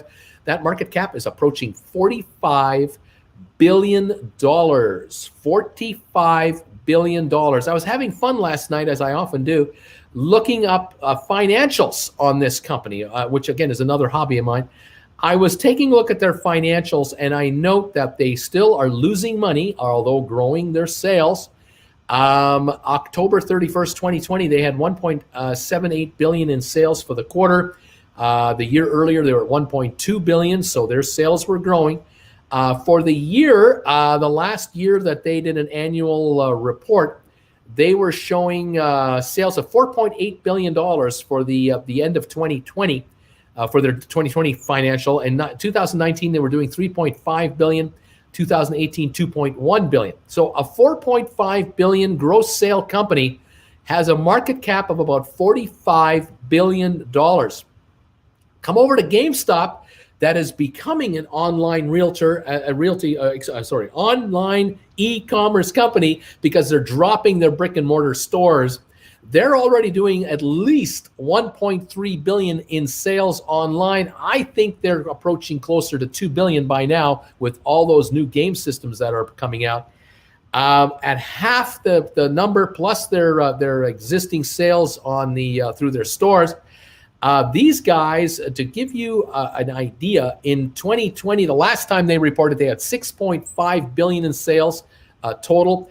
In 2019, $8.3 billion. 2018, $8.5 billion. So the slight drop for the couple of years, and then this 2020 COVID year, of course, a bigger drop. even though they're 50% higher in sales and the gross, and about, I'm going to say now, by now, they're probably doing $2 billion in online selling. This stock is market capped at $3.5 billion. Not even 1/10 the value of Chewy. So they have more sales. All these stores, they're dropping them down, going into converging over here. They're not even worth 1/10 of Chewy. Which one's overpriced? Most people say GameStop is overpriced. The analysts are going, oh, this is way overpriced. You got to be an idiot to pay $48 a share for GameStop or $450 a share for GameStop. You're crazy. Chewy, $109 a share, $45 billion market cap, and they're growing by 5-10% a year in sales. They're not going to double their sales this year. Chewy's not going to go to $9 billion this year. They're not going to go to $18 billion in online sales next year. They're going to grow 10-15%, steady Eddie, lowering their cost, raising their margins. They'll eventually turn the corner and make a few bucks. They'll make their first $10 million, and then they'll make $50 million a year, and they'll make $150. They're at $45 billion market cap. Overpriced? Maybe. GameStop, I think they're going to turn a profit this year. And I think that next year, with much lower operating costs, because say goodbye to a bunch of stores that they'll either sell off, close up, and raise that online selling, GameStop's margins will be very good. And the question is, should the stock be at $3 to $4 billion market cap when Chewy's at 45 and Chewy doesn't make money and these guys do make money? Where's the reality between the two? Again, Wall Street analysts, they only want to talk about what GameStop has been doing the last 5 years, and that is their brick and mortar sales have been sliding every year, a little more. And they've been saying, going to the Blockbuster graveyard. That's where these guys are going. The Blockbuster graveyard. Every store collapsed. Videos were being thrown in the garbage. You could buy videos for 25 cents, $1 a piece from the liquidators. That ain't going to happen here. These guys are not sitting on inventory levels that they can't get rid of. They've got fresh inventory that people want. They've got inventory. They don't even have it. They can't even keep it in stock. They can't keep these Xbox and PlayStations in stock because of the demand and chip shortage and all of that. And they're getting top dollar. They're getting top dollar for everything they're selling. They don't have to discount a darn thing. There's a demand from gamers that's just off the charts. And the stock's at $49.34 right now, down $1.76. So, yep, make your bets, people. The bookies are there. The brokers are waiting for you to make your bets. And they'll happily take your investment money at $109 a share for Chewy, or they'll happily take your money at $49.05 for GameStop. You have a 2-year time frame for each company to do what they're going to do. I think I know which one I'd be picking up. I'd be going the GameStop route, and I would not be going the Chewy route. I don't hate Chewy. I don't dislike Chewy. I think Chewy's great. I think Chewy's fantastic. I think Chewy has done really, really well. They've done really, really well. GameStop, I think, is going to do really, really well. But I don't think GameStop's going to $109 a share. If they're going to equal the value of Chewy in some kind of a valuation, the GameStop shares are going to have to go to $500 a share. They're going to have to go there to be anywhere near the value of what Chewy's being given a value of right now. That's just the mathematics. That's all this is. That's just the mathematics. But it's the logistics of time to get there. That's all I'm saying. Anyway, folks, thank you, all of you, so much for tolerating me today, listening in on what I'm saying. Other stocks to follow that I do keep an eye on. AMC up a nickel to 566. Nothing good happening yet. Bed Bath & Beyond getting more positive press. I'm noticing they're up 87 cents again today. They had a nice uptick yesterday morning, then lost. Had an uptick today, 28.51 on Bed Bath & Beyond. Blackberry down 30 cents to 12.16. It's just drifting. It's just drifting along. Bumble, 72.39, up $2 officially on the day. Went public at the 43, hit a high yesterday of 79 something or whatever it was. I think the all-time high, 79.60. They're at 71.73 right now, up $1.42. Is it a buy? No, it is not a buy. I am not recommending anyone buy this stock at these prices. Wait 2 weeks and watch it come into the 50s because this thing's going to back off. I do not see any excuse for the stock to keep on going. and it's at a $14 billion evaluation now. It was valued at $8 billion when they went public, $3 billion a month before that. They're going back to at least 50, 55. That's just my opinion. Just saying. What else have we got going here? The Royal Caribbean down 47 cents, Norwegian down 51 cents, Carnival down 43 cents, 67, 23, and 20 respectively. The Dow down 22.9. No big whoop on the Dow at all. Tesla at 803 down $8. Getting quieter on Tesla right now. We'll see how that kind of plays out. It's had a good run. We'll see about that going forward. Amazon at $3,239 down $22. No big deal there today. Microsoft at $243 down $1.30. Apple at $134 down $1 or so. Hanging right in there. Nvidia down $6 to $604. Let's see here. Other entities. Disney down 70 cents to $190. In the pre-market, post-market, it was up about $4 or $5. They came out with a surprise profit. Disney came out and said, "Hey, yeah, we've added, we got like 91 million people now on our in-house channel. It's fantastic, but the parks are closed and are underperforming. Other assets are not doing too well. Disney stock down 78 cents. I said yesterday, you sell on the news with Disney, and the sell was yesterday afternoon. You get the heck out of Dodge on Disney. Sit back. We're coming back to $150 a share, and then we'll decide from there what happens. This stock does not deserve a $190 price at all. Sorry. I love the company. I love the concept. I've been to Disneyland, Disney World. Love it. I love it. But you can't go to Disneyland right now. You can't go to California Adventure. You can go to Disney World under certain restrictions with masks on, small numbers of people on the rides, and not a fun time, in my opinion. Not in my wheelhouse right now. Facebook $269 down $1.27. Twitter $70 up $1.60. The more people they ban, the higher the stock goes. They figured out the formula to success. Cut hatred off your thing, and people will visit you. Isn't that funny? Funny. Of course, some people will not visit you anymore, but doesn't seem to matter to the stock, does it? American Airlines, $17 a share, up 2 cents. Google down $3 at $2,092. That's Alphabet, Google. Interesting. DraftKings, $59 a share. That's a SPAC that was once $10. And then DoorDash, $211, another stock where you could only buy at the retail price when it started listing. Airbnb, $209, another same story. Success for the company. Success for the Wall Street bankers, success for the institutional investors, pension funds, hedge funds, index funds, all these guys who had allocations on the IPO. If they did, I'm not saying everyone had a shot at it, but those who did, who got their IPOs in on all these names down here, they're happy. And this is exactly the way Wall Street should work. And I can tell you that some of these entities are spending a lot of money with lobbyists in Washington to tell politicians, when you hold those congressional meetings, this is the good Wall Street here, and the bad Wall Street is over here. And the bad Wall Street is when people who are not us run amok in the marketplaces. So only we should be allowed to do that with our closed shop. But the public over here, we got to control these people. We've got to have, I think they should take a securities course if they want to open up an account with Robinhood. I think that's what we're going to have to do. I think people should take a securities course to show that they're sophisticated investors, and they should also sign all kinds of indemnities against us so that they can't sue us if we screw up.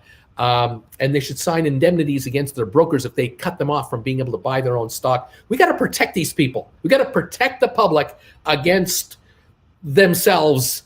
And we're here for them. So that's what the lobbyists are busy doing right now on Wall Street, in Washington. They're working on your behalf to make things better for you. Good luck with all that. Unbelievable. Curtis, I know you're busy, but CBWFT is a diamond in the dirt. Hugo Alves. Thanks, Curtis, for the tip. I just don't have time to look at all these tips during a crazy market day, but we'll try to watch that a little later. $49.25 on GameStop, down $1.85. Volume one. What is the volume? That can't be right. What's the volume? Let me see. 1.4 million. Yeah, I thought it was 13 million. No, wait. 1.4 million shares. Very quiet opening. Low of 48.06. high of 53.94. That was the first trade. That might have been a little glitch, a little buy wave came in on the opening. Now a little sell wave have come in. Now a little buy wave has come in. Now a little sell wave is coming in. It's trying to figure itself out. It's around 48 to 53 bucks. That's where it's been lately. That seems to be where it's kind of selling in at this moment. Now we have a long weekend coming up here. So Monday, the markets are closed. And today might be a quiet day overall. We'll have to see how this all pans out. Next week, there's a chance I might not be here for a few days next week. Have a family matter to attend to, which will take me out of town with Jennifer for a few days. But we will keep you posted on my schedule next week. You may see more video work from me than live work for a few days, simply because I'm in a car driving. Got to go to Calgary and back, and that's 6 hours each way. And there's a couple of days where we're going to be, we're still working out the timing. Like, we have a family matter to attend to, and we will keep you posted on our schedule going forward as best we can. Once I get the Facebook thing figured out, the Stock Market with Bruce Facebook page, as soon as I can figure that thing out to get it actually working, because I thought it was working, I will then be posting there as well to give you updates on what our schedule is and what's going on, so that you can figure out whatever happened to Bruce. Well, just go to the Facebook group page for Stock Market with Bruce, and you can figure it out there.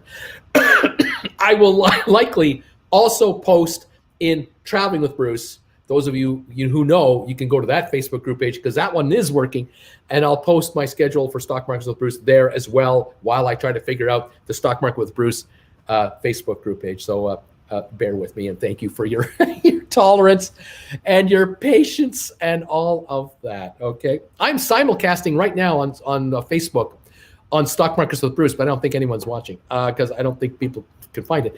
Anthony, Uncle Bruce, love your channel. I'm stuck in the office all day. Can you stay live for 8 hours, please? I got nothing better to do. I need to listen to you, buddy. Yeah, I can just sit here and talk for 8 hours. No, I'm not doing that. Sam, I want to buy you a coffee and a bagel. Thank you, Sam, so much. Michael, guys, consider giving this stream a thumbs up. So thank you all of you who do give me thumbs ups. We have 562 thumbs ups right now. We have 1,865 people watching right now. Thank you all of you who are throwing a thumbs ups to this channel. As I keep saying day in and day out, these are really important to me. They're really important to the channel. YouTube puts a lot of focus on interaction between creator and viewer. They really mean it when they tell me, ask your people for thumbs ups or these, because we get that info in our analytics computers in wherever they're based, and we then pump out recommendations to this channel to the 1 billion people on YouTube globally that don't know who you are. Because that's exactly the point. I am an unknown commodity on YouTube. Yes, we have 50,000 subscribers, and I thank you. Yes, we've had over 1.4 million views in 2 weeks, and I thank you. I am still absolutely unknown on YouTube. And this one little thing you can do to help out adds up every day, and it just compounds. It's like compounded interest, and it just piles up the pressure and the awareness of this channel to people who don't know. There's a guy out there who's talking markets in plain English. He's telling the world about GameStop from a whole different angle. He's talking about other stocks that are not really ever talked about on television so much, because he doesn't follow the hot promo stock of the day. That's not his style. He's following what he thinks is value, what is a safe place to go, what to avoid. And again, it's up to you to debate amongst yourselves.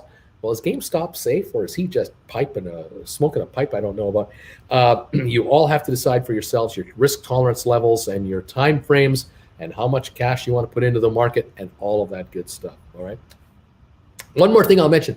If you ever want to converse with me privately, I do occasionally one-on-one consultations over the phone, where I will give you, my 2 bits worth of advice, or try to help you, explain to you what's going on with your investments or what you might be able to do.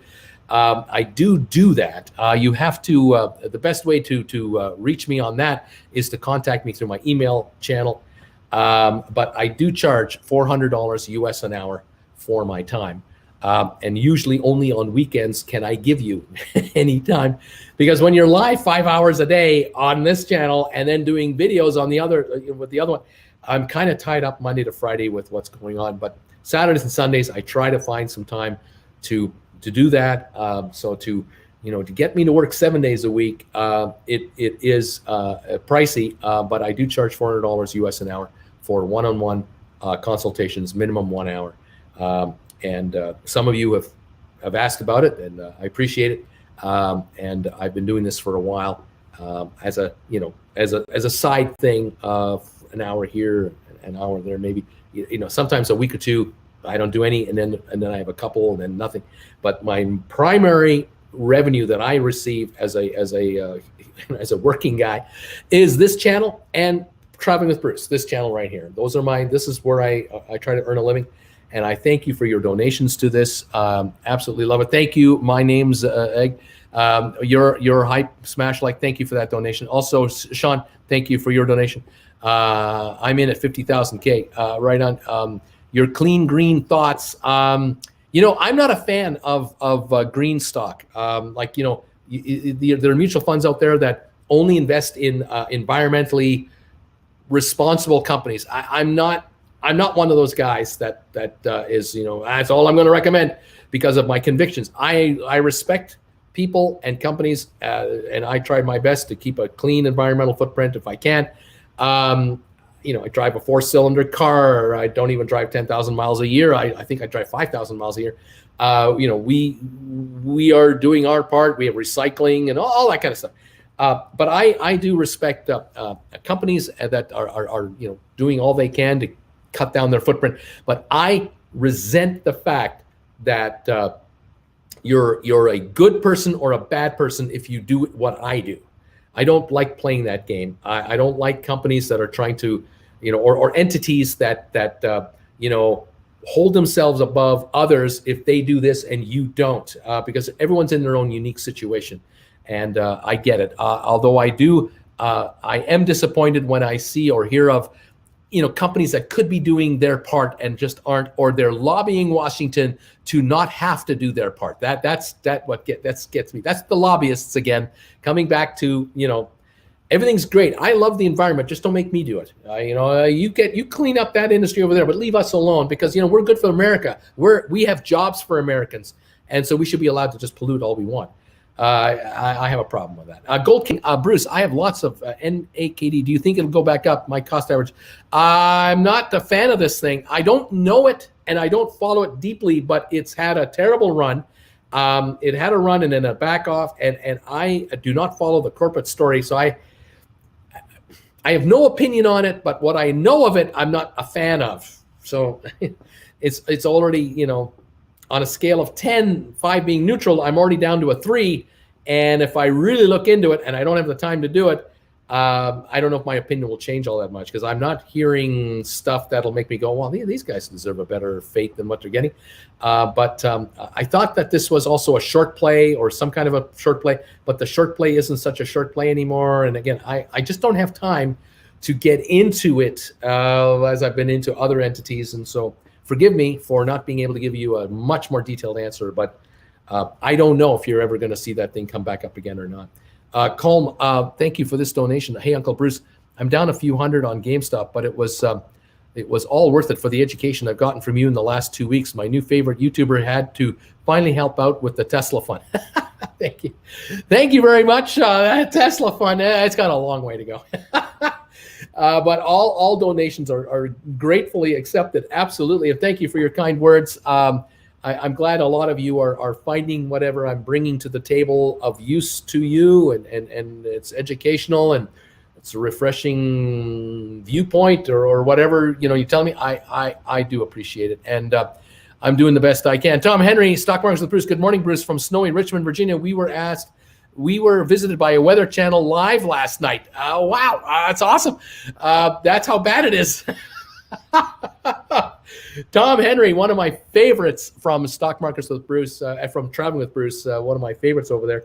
Tom, thank you for being here. That's quite interesting. I will see you later today, 7 o'clock tonight, if you can make it on the Traveling with Bruce channel, because I will be doing a live sponsor member show today at 7 o'clock Eastern for sponsor members of Traveling with Bruce. And Tom will be there, hopefully, and we'll be able to compare notes. You can tell me all about this. I'm quite curious about what happened there.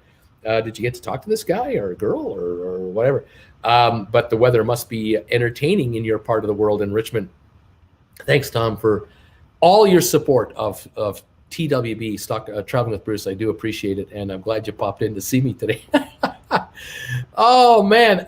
Joel, how you doing? Hey, Bruce, it's easy to know when to sell when you're up, but when do you know when to sell and cut your losses when a position goes on a long bear run? Good point, Joel. There's a lot of experts out there who say, market analysts who say, look, if you're going to get into stock trading, whether it's investing or whether it's trading, you have to take a certain you have to have a certain discipline, I suppose. That's the word I'm trying to find. So if you're a trader and you think you're getting into something that's moving sooner rather than later, and maybe like very soon, if you're a buyer, and let's say you thought today, tomorrow, Monday, Tuesday, Thursday, whenever markets are open again, you think GameStop's going to $65 within a week or $80 within a week, and you're happy to take a flip. If you're buying at 50.86, you have to say to yourself, what price will it go down to where I got to say to myself, I'm wrong right now. I might be 5 minutes too early. I might be 5 hours too soon. I might have been a day or two too soon, a week or two. I don't want to be a holder of this stuff if I'm wrong, but what is the price that tells me I'm wrong? Now, for those traders out there who buy stock now to sell stock in 1 minute to 10 minutes to 1 hour from now, those are day traders. Those folks will buy GameStop at 50.35, if that's where it is at this second, let's say, and they'll put a sell order in at 49.75 going, I'm wrong, I'm out. I'm going to cough up 50, 60 cents, 1%. I'm out of here. I'll take the hit and I'll reassess. And it might be 10 minutes later, 15 minutes later, an hour later, they see the stock drift to 48, 22, 40, and then they pull the pin and get in again at 48.25 with a 47.80 stop loss. I'm out if it drops again. But if I'm right and it goes from 48.20 to 49.20, I'm out. And I've made my buck. I've made 2% on the upside. I lost 1% on the downside earlier. I'm ahead of the game. That is what day traders do. Another trick they'll do is they'll buy at, let's say right now it's 50.30. They buy at 50.30. They put in a stop loss order at 50 or 49.88, just under the 50 level, because the support level of $50 has been breached. That nice round number. They get out at 40.88, but it goes up. It goes from 50.30 to 50.90. Now they move their stop loss order from 49.80 to 50.45, which is 15 cents higher than they got in at. That's their exit number now. If it goes back, they're out, and they locked in 15 cents, hopefully, because it's a market sell. If the stock keeps going, though, if it goes to 51.20, they'll move that stop loss up to 50.71 or 50.81, something like that. They'll move that loss order up as the stock keeps going, so that whenever it pulls back a little bit, they're gone, and they've locked in something because they can't type fast enough on their telephone or their computer to catch the falling knife sell price. So they've got the sell order in already at a limit, and it's just behind the market, maybe 1% behind the market as it moves up. So if they got lucky today, they got really lucky today, and they bought at 50.30, and the shares kind of went up and paused and went up and paused, but it never backed off very much. They moved up their limit sell order, their stop loss order. They might move it up 5 times. And by the time they do get taken out, they're out at 53.80 a share. They made $3, $3.50 on a trade that was meant to be a short-term trade. It turned into a 2-hour run. They got in on the run, they caught the run, and they made themselves a 6% return intraday trade. That is strategic wise day trading. Now, if you're a longer term investor and you're looking at GameStop and you're saying, I bought it at $200 because I got all caught up in the hype. And I shouldn't have done it, but I did it because I wanted to get in. I didn't want to miss this thing. Okay, all right.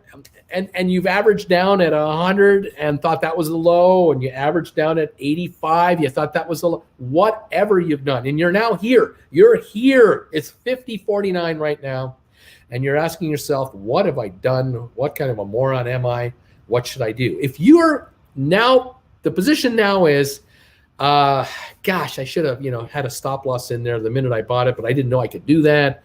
But I'm caught here. If you have 100 shares or more, my advice would be to consider investing some of your time to learn how to write a covered call contract against your position to bring in some income. You might offer your stock at $80 a share, good for a month, and you're taking in $3, $4, $5, $6 a share.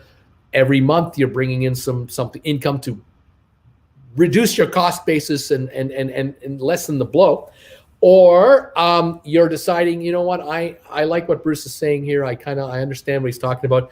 They're evolving. They're going to convert over. I'm just going to sit tight. I'm not moving. I got diamond hands. I'm just going to wait this thing out. Fine. And on the other hand, you cut your losses. You just do it. But if you're getting in today, if you're now buying GameStop for the first time, or you're buying Virgin Group Acquisition Corp, you're buying Gore's 6 Holdings, or any other stocks I've talked about, or any stock you like, and you want to be a long-term holder, but you don't want to get caught on a scenario where, oh gosh, I bought near the high of this thing, and it might back off by 50%. I don't want to be in that. I don't want to be that guy anymore. What do you do? And so my recommendation is, if you're into GameStop and you're worried that if you're wrong, it could go to $20 a share, and you don't want to be the holder at 20, having bought at 50, you might put in a stop loss order on the stock at 46.51 or 46.12, and you're risking $4 ballpark. You're prepared to say, okay, if I lose 8% on my money, I'll take the hit. And I'll reassess once this stock, shows me where it's really going. Because it's gone from 50 to 51, 52, and then 48, and then 53, 54, and then 48, 47, and then 51, 52, and then it goes down to 46, and you get sold out. You've got to say to yourself, you know what? This thing never took off. It never did anything immediate, and I don't want to be the guy holding at 20. If it wants to go to 35, on a 1 week bad week because the Dow is down a couple of thousand points on profit taking, whatever the reason, could be GameStop specific, or it could be just market as a whole.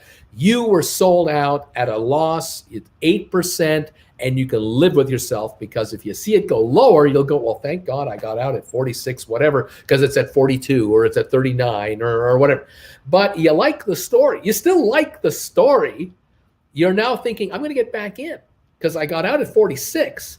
If I can get back in at 36, I could buy either just as many shares as I used to have and not spend as much money on it, or at $36, I would get more shares because I had money at whatever number of shares I sold at 46. I now take all that money and buy in at 36, and I got more shares, which gives me more amplification. If it goes back to 46, I'm even richer than I was before. But at the same time, you buy at 36, you might put in a sell order on a stop loss at 31.60. Again, about 8% below what you paid for it, just in case it keeps going down.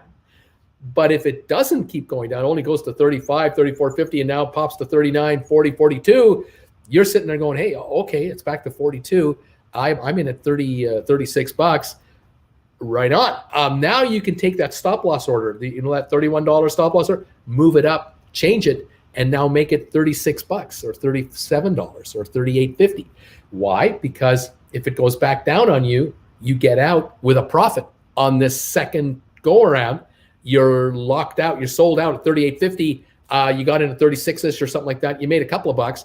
Even on a down dip, you're still ahead, and you're just reassessing on the sidelines. What am I going to do now? You're still a long-term believer in the stock. You believe in the long-term viability of what they're going to become, but you're now a realist watching it day to day as it fluctuates. And again, if it comes back to that, 38 level and you got taken out, you're sitting with cash, more cash than you had when you bought at 36.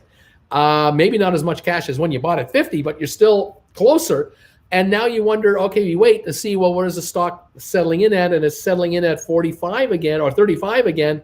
You buy at 35 with a sellout at 31.50.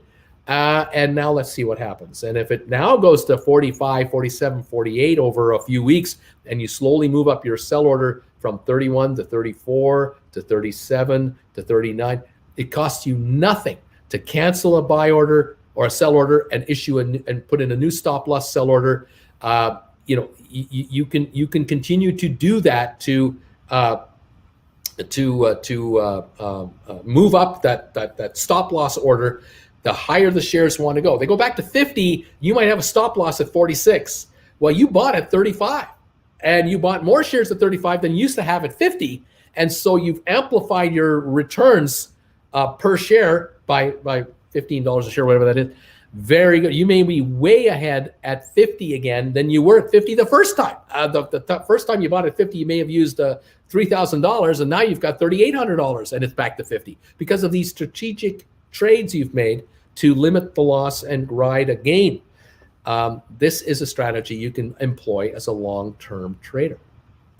That's why they pay me $400 an hour to talk to me privately, because it adds up to a lot of money awful fast. If you're managing 20, 30, 40, 50,000, $1 million, $500,000, you need to talk to someone kind of like me to help you with these kinds of decisions, to guide you through them, to help educate you on what you can do, what you are able to do, even with Robinhood and other entities. You have to learn all the tricks of the trade to save you tens of thousands of dollars of mistakes, or possibly make you tens of thousands of dollars in profits that you didn't think you could make doing some simple moves like these.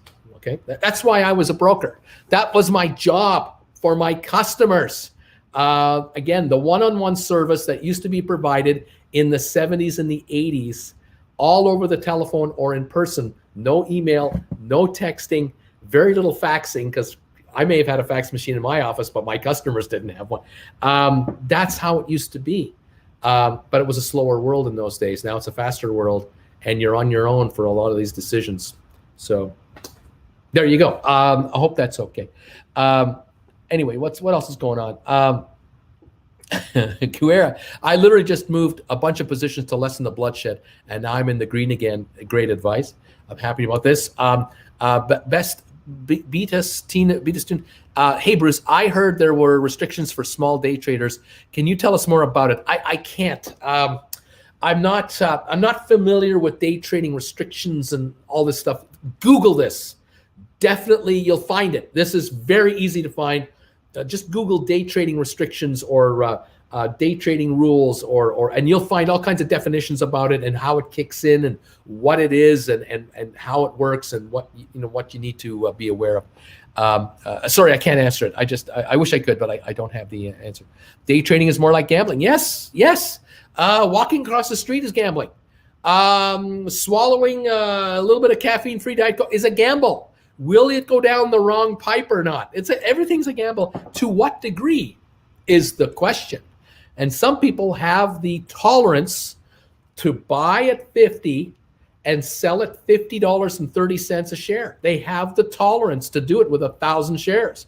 They have the tolerance to buy at 50 on GameStop and be blown out on a stop loss at 586, 14 cents. You're gone. You were wrong. It went down. It didn't go up. That's people have that risk tolerance. Hedge funds are prepared to put $100 million on the line for a 1-week trade. They're willing to put $1 million on the line for 30 seconds, 60 seconds of time. That's risk tolerance. Professionals who do it have a whole different mindset than you and I. But you know what it is? It's just more zeros on the end of a number. It's all it is. Once you trade $1 million at a time, all the time, that's normal to you. To us on the outside, we're going, oh my God, $1 million trade on one trade. Oh my God. Yeah, well, if you haven't got it, you can't imagine it. But if you've got a $5 billion fund and you've got 15 guys that each trade $1 million per trade, chump change. But it's money. You betcha it's money. And each one of these guys are watching their screen like they're watching all the indicators and the buys and sells going through and all the wire news services. They're like, ah. And that's why these guys don't last long on trading desks. They start at age 25, 30, and they're by 35, 40, they're done for. They become managers now if they're still in the business. They manage the young guys because they turn them over because it is a stressful life. But the good ones are driving the nice cars. They're living in the nice penthouse apartments in Wall Street. The smart ones are the ones who saved up their money and bought hard assets with cash that won't be taken away from them when they have a bad year. The smart ones eventually become consultants to customers or managers to others, and they move up the ladder. The dumb ones are the ones that get their brains blown out on the market, and then within 6 months they're out of a job and they can't get anyone to hire them anymore. And they realize this wasn't just for me. It wasn't for me. I should do something else for a living. That's how this world works. Same thing with football teams and basketball, baseball, and hockey teams. You got your all-stars, you got your superstars, and then you got all the other guys, and you got a team of 24 guys, and 8 of them are the core of the team, and the rest are support staff. And everyone has to buy into their role. And if you do, you succeed. If you don't, you're out. You're traded. You're dropped. You're not. Contract's not renewed. Welcome to life. It's very cruel sometimes, isn't it? Laugh a lot, Uncle Bruce consultant. Bought in GameStop at 130. Should I average down? Not looking to sell. Holding like the bag holding ape we are. Well, again, it's if you got the cash and you don't need it, and you like the long term, and you think that at 50 it's kind of found its range now, okay. But remember, we're at the beginning of a long weekend. All right, we don't trade now until I guess Tuesday. Is Monday President's Day for you guys? I can't remember. I don't know if you're open or not, but I know we're closed up here theoretically. So Tuesday, Wednesday before we get active again. You may want to wait till then and see what it does. Now, hey, look, don't blame me if it closes at 50 tonight, and GameStop makes announcements over the weekend, or they have a bunch of announcements on Tuesday morning, and the stock opens at $65 a share. Don't be mad at me because I'm not saying they're gonna. I'm saying they could. But they might not. I don't know. I have no idea what GameStop is doing. They don't ask me for advice as to when to make a next announcement. So kind of, keep your eye on this. Whatever your convictions are, if you're a long-term, bull on this, down the road, you're happy for 1 or 2 years, you're willing to wait that long, but if it happens in 3 months, yay, then pick it up. Pick it up and average down and sit tight and, watch the show. Let's see what happens. Yes, it's President's Day. It's Family Day in Ontario. BC, probably some kind of a long weekend here. Hidden Squid, what happens when a stock has to make compliance and it does not? What happens? Compliance. Well, public companies are always under rules of the exchange and the SEC to act in a certain way, being a public company. You may have noticed a few years ago that Elon Musk was getting into trouble by doing tweets because at the time he was the chairman of the board and the CEO of the company and mega insider of Tesla. Obviously, he is Tesla. I mean, who's kidding who? But the SEC slapped him with some fines for how he was conducting himself in the public. So he actually stepped back from a certain position in the company and now it's no longer the Uber insider that with limitations of what he says. But when he tweets carefully because anything he says could be construed as insider information that shareholders should be privy to at Tesla. God forbid he releases information on the company that the shareholders don't know about, and the public finds out about it before shareholders do. That's not kosher, not a good thing. The corporations themselves, there are in-house compliance officers for all public companies now. The so-called house attorney. Almost all large companies that trade that are worth several $100 million, they have employees in the firm that are lawyers, and they run the legal department. And now inside a big company, you have a legal department that's very busy because you've got deals being made with other partners. You've got disputes with customers or suppliers. You need a lawyer for that. You need a lawyer for just handling employee relations. Then you've got the stock side, the investor relations side, and you'll need compliance officers who will help guide the company through the minefield of all the SEC regulations and rules and what can be said and when and what can't be said and why, and on it goes. And I was saying to you a few weeks ago, why isn't GameStop talking? Well, we now are hearing through reports that GameStop could not speak because they were working with their auditors on their year-end financials as they were approaching their year-end, and they didn't want to say anything of a material nature that would change the perception of the company's value without having to start all over again with their auditors to redo the books all over again. They were in the middle of closing their books for the end of the year, and the auditors were balancing out all the transactions and getting ready to write their 200-page year-end financial statement, whatever the dang thing is, under the Dodd-Frank securities rules and disclosures. I mean, it's just a nightmare for public companies, the amount of paperwork they have to go through and all the filing they have to do. And then there are all the lawyers on the sidelines who can't wait to sue these guys for screwing it up. You make one mistake and there's a lawsuit coming, a class action on behalf of all shareholders because you didn't state that this was happening when this actually happened. You should have filed that. That should have been disclosed to the public. That injured shareholders, and that you should pay. Well, you know what? The public company pays a fine. Guess who loses money? The shareholders lose money. Their shares go down because they sued themselves. Hello, welcome to America, where the lawyers are running amok. And there you go. Now, I'm not saying there shouldn't be lawyers. There shouldn't be there should be rules observed, of course.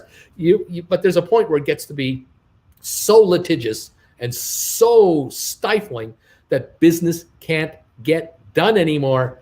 And is it any wonder why these entities have offshore operations? It's a lot easier over there than here. And there you go. There's my point made yet again. Oh my gosh.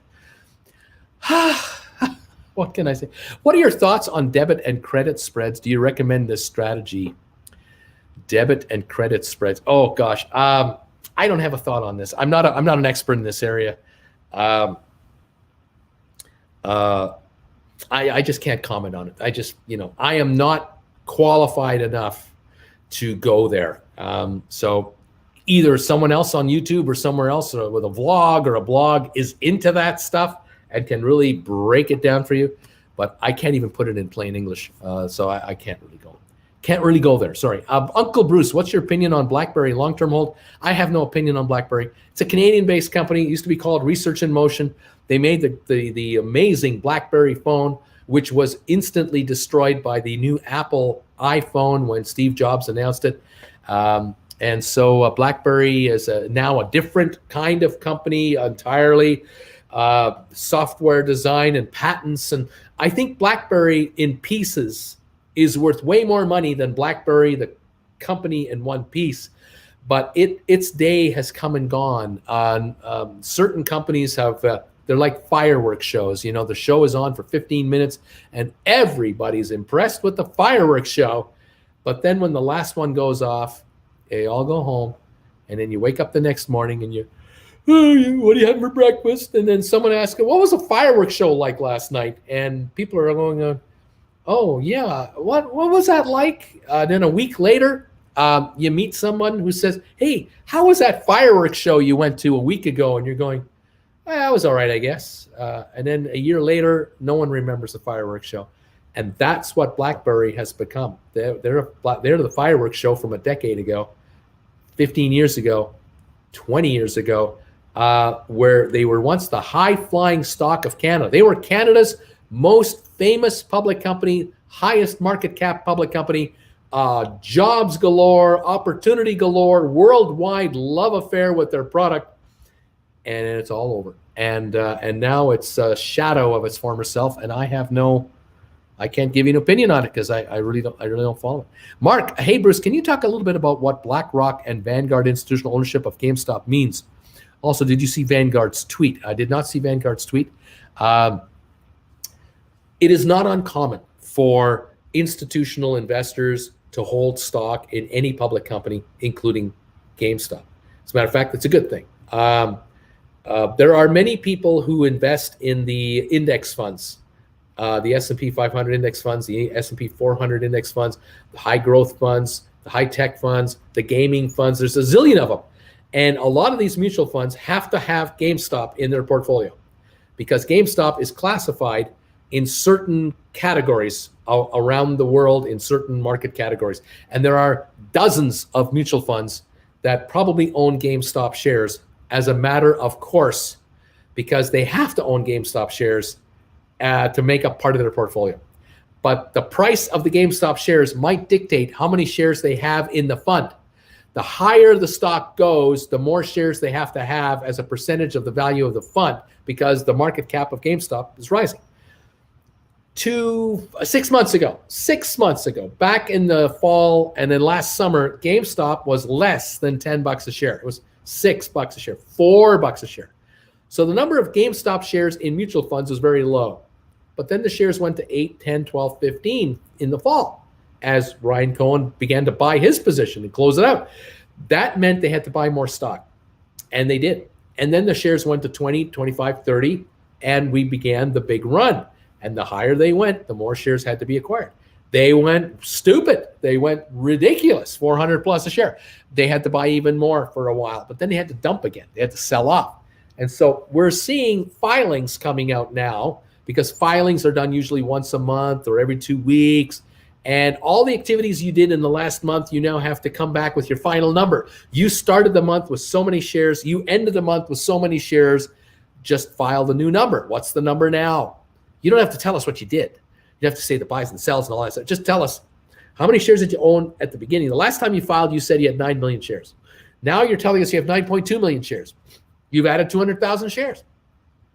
It's all the SEC wants. That's all the transparency the SEC is asking for. Pardon me. But the markets, let me just fill up my cup here. The markets don't care how you got to where you got. They just want to know where you are. So BlackRock, Vanguard, they represent all kinds of funds as well. They're not just their own entities. So Vanguard is a large institutional holder of a whole bunch of ETFs, mutual funds, and pension money and everything. And so they do their reporting. That's all that is. If they gain or lose shares, if they have more or fewer shares from one month to another, it's nothing personal against GameStop. It's likely because of the valuation of the stock that has caused them to increase or decrease their holding levels. Now, I'm taking a look at an institutional ownership filing here on the SEC that was filed, I think, today. And I'm looking here who is doing what. Let me come through here. Name of reporting person. Let me see who we got here. We have 2.1, 2.4 million shares here. I'm trying to find out who this is. Address by Western Parkway. State Street Corporation is filing. And who else? What else we got here?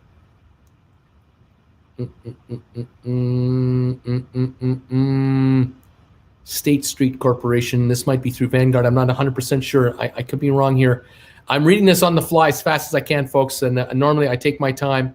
I don't want to just hold you up while I'm staring at a screen trying to read something. State Street Corporation out of Boston is declaring their ownership level of GameStop. And it looks like they have voting power of 2.19 million shares. They say depositive power of 2.4 million shares. They probably own 2.4 million. Percentage of class represented 3.51% of the company. And I'm not sure if they used to own more than 5 and now they own this. I don't know if this is a decrease. Again, I don't see the old report. I haven't got time to look for it. But this is very common filings that are done all the time with public companies, where the SEC, they want the filings done once every 30 days or so. And you'll have institutional investors of GameStop that do their monthly filing. You have employees that's all they do. They just keep track of the 500 shares they've got or the 300 different shares they have, and they just file SEC filings with the latest number. It's a boring, unfulfilling job, I'm sure, but it's got to be done. A lot of this is done through the computer printouts now. It's been taken away from the drudgery of human beings. It's been turned into an automatic computerized system, and these filings are literally computer generated. They go to the securities lawyer, the compliance officer of the company that's filing, State Street, and the State Street employee is looking this thing over, comparing the last one, making sure that the computer is right, and then they sign off on it and they file it. And if they find out later in the day they screwed up, they do an amendment to the filing and they say, sorry, SEC, here's an amended filing. This is what it should be. It's not this, it's this. The SEC forgives them because it happens. It's not like they're purposely trying to hoodwink anybody, and it's rare. It's almost always dead on accurate because it comes from computer printouts from the brokers they have and their in-house accounting and their in-house auditing people and everything else. It's very sophisticated. It's very accurate. And every day, these publicly traded mutual funds, ETFs, are constantly reporting to the market, our book value is such and such, or we have so many units outstanding and our value is so and so. And then the units trade at whatever value they're given. And they want to be accurate with their investors because that's trust between them and their investors. It's what they do. I hope that helped you. I'm not sure if I confused you guys more with that or not. Let's see here. Yeah, this question keeps coming up all the time. Chris, Bruce, what does the increase in buying of $800 February 26 February calls mean in context of GameStop? Do they expect a massive run? I got to tell you, these were created probably when the shares reached that 400 level and looked like they were in the aftermarket reaching 500 a share. There were probably speculators out there looking to buy cheap contracts for zillions of shares of leverage, and they took a shot at buying $800 calls good for Feb 26, which just in my mind is wild. But a market maker offered them the contracts, said, you want to hand me this kind of money to buy stock off of me at $800 a share? Okay, yeah, all right. The market maker had options to buy stock from other people by writing, contracts or writing puts. So they're just offsetting, put contracts to call contracts, and in the end, they're net neutral. But these contracts are worthless. I mean, I don't know what they're trading for right now, but they're actually worthless because they're only $750 out of the money, and you've got until February the 26th, which is what, 2 weeks from now? What are the odds that GameStop will trade at $801 a share to be in the money for these contracts in 2 weeks? It's looking more and more unlikely as each day goes by now, wouldn't you think? And so there's no way that these contracts will convince people the shares are going to that price. I mean, it's so out of realism. But when they were 500 a share on the over-the-counter or on the after-hours market, pre-market or post-market, they hit 500 something. At that point in time, people are going, well, in like 10 days, they went from 20 to 500. Could they go from 500 to 1,000? These 800s would be 200 in the money. So yeah, there were gamblers willing to take a shot. They lost. They just haven't been shut out yet. Their window closes on them next 2 weeks Friday at the end of the day. That option window shuts down. Those contracts are worthless. Whoever holds them, whoever has them at that moment will have zero value. Now it could be that those guys who bought them already flipped them already. They got out. They lost half their money. They sold them to somebody else who wanted to take a chance at half the price. And then that person sold them a few days later at half again because they lost too. And there could be buyers right now who are going, oh, yeah, I'll buy these for pennies each. I'll take a shot. There's a sucker born every day, and there are long odds players everywhere, and that's how Vegas builds beautiful resorts and that we get to enjoy at a fraction of the price. What can I say? Brooke Hanna, Fidelity sold 9.3 million GameStop on Jan 29. That means Fidelity through their accounts, through their pension funds, their mutual funds, they offloaded. And that makes sense to me because the short position went from 70 million at the beginning of January to 21 million now. They had to have been able to buy stock somewhere, and these entities were the sellers feeding into the running market, going, look, this is like, there's managers, there are pension fund managers whose job it is to say, we're into this GameStop at $8 a share, and we've held this for 3 years. It's $300 a share. I'm a pension fund manager. I have 20 million teachers from the California Teachers Union. I got 20 million of them that I got to deal with, or 20 million beneficiaries from the public service unions, or I'm representing federal workers' pensions across the United States, and we got 60 million members who are still alive that were working 20 years ago and retired, and we need pension money for these people, and we are up billions of dollars on GameStop, and we don't know why. Do you think maybe we should sell this stuff, take the money? If it keeps going up, easy come, easy go. If it goes back down, maybe we'll buy it back. But right now, we'll cash in. Let's sell 9 million shares at $300 a share, $2.7 billion for our pension members. Cash on hand, and I'll put that money to work into Apple, and we'll buy Amazon, and we'll buy whatever we're doing. We'll just buy bonds with it. But if GameStop comes way back, way back, and we like the story going forward, maybe in 3 months from now, we'll buy it again. Because we're a pension fund. We're here forever. But we're not stupid. If we see a 2,000% gain on an investment out of nowhere, what are we supposed to do? Buy more and run it higher? We're a pension fund, for crying out loud. We're a mutual fund. We're a conservative entity that is here for the stewardship of a lot of people's money. And this thing is a gift out of left field that we can't explain. Why don't we sell it? And they did. And there's nothing wrong with that whatsoever. The reality, though, is who bought it? My hunch is a lot of that stock that was purchased were purchased by short sellers, the ones we don't hear about.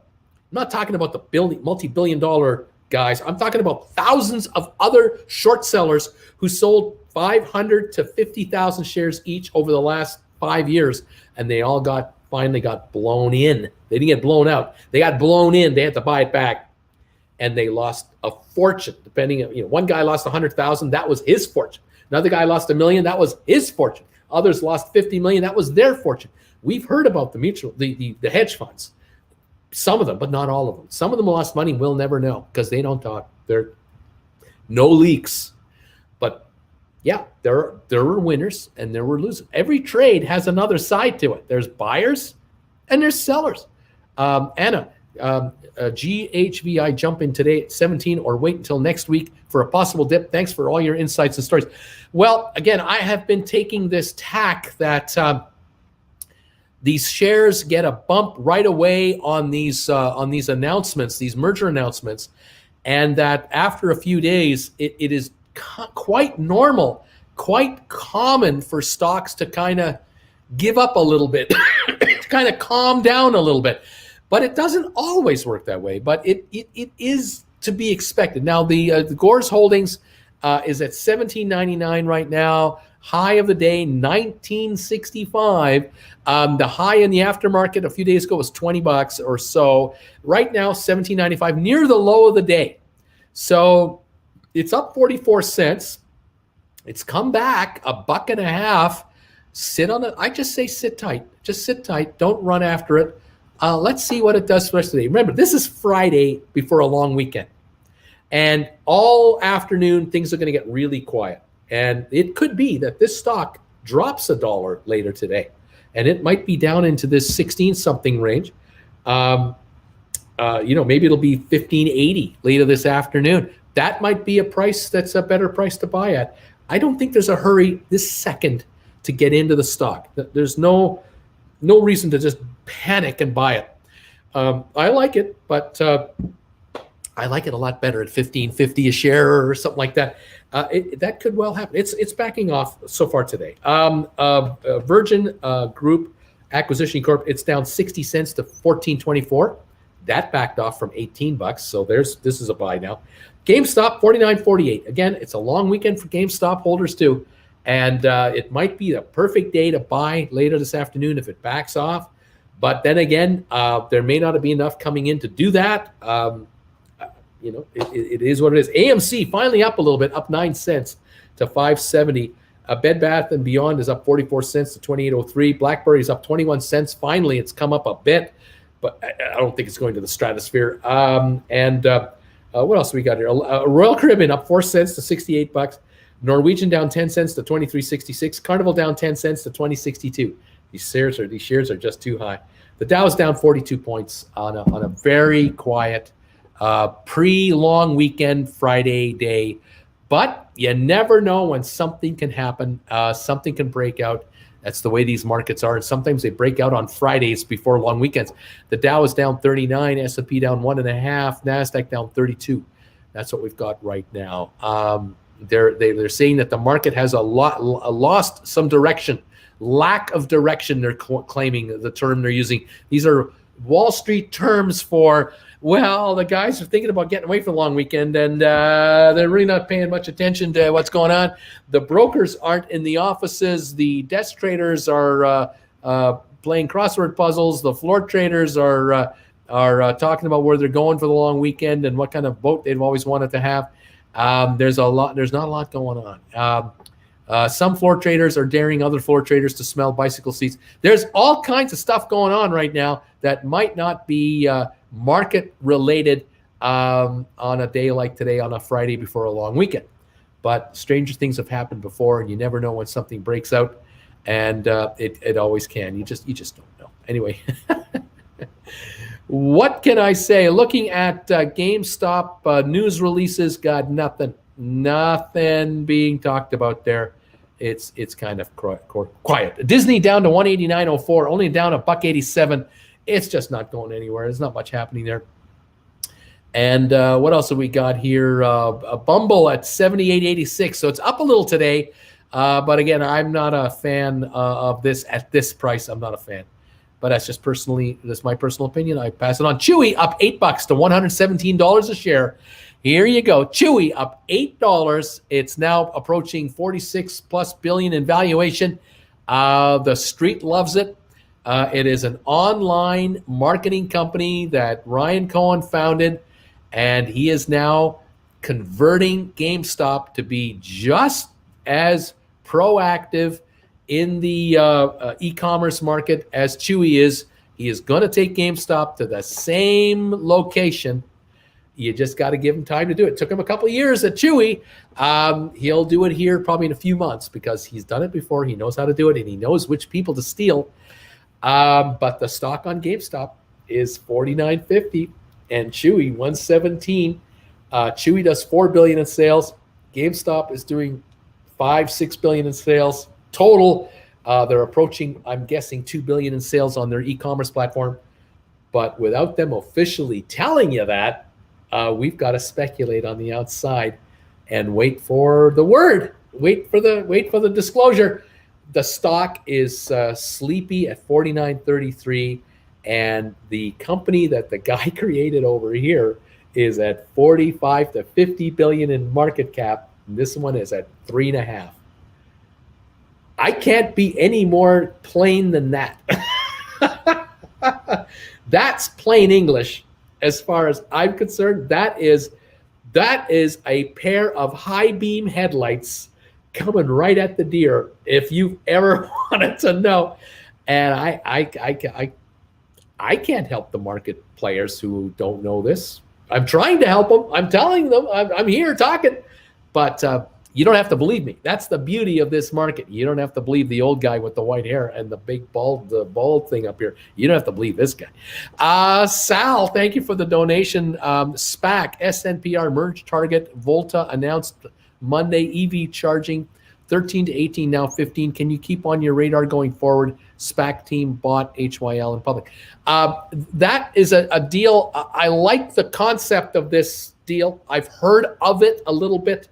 I don't know the deep, gory details, but charging, EV charging, you folks out there are going to hear a lot about this. Unfortunately, the reality is there will be other companies, not just one or two. There will probably be dozens of EV charging companies, regionals, statewide. They need to deal with power companies. They need to arrange arrangements for access. They need property. They need places to set up.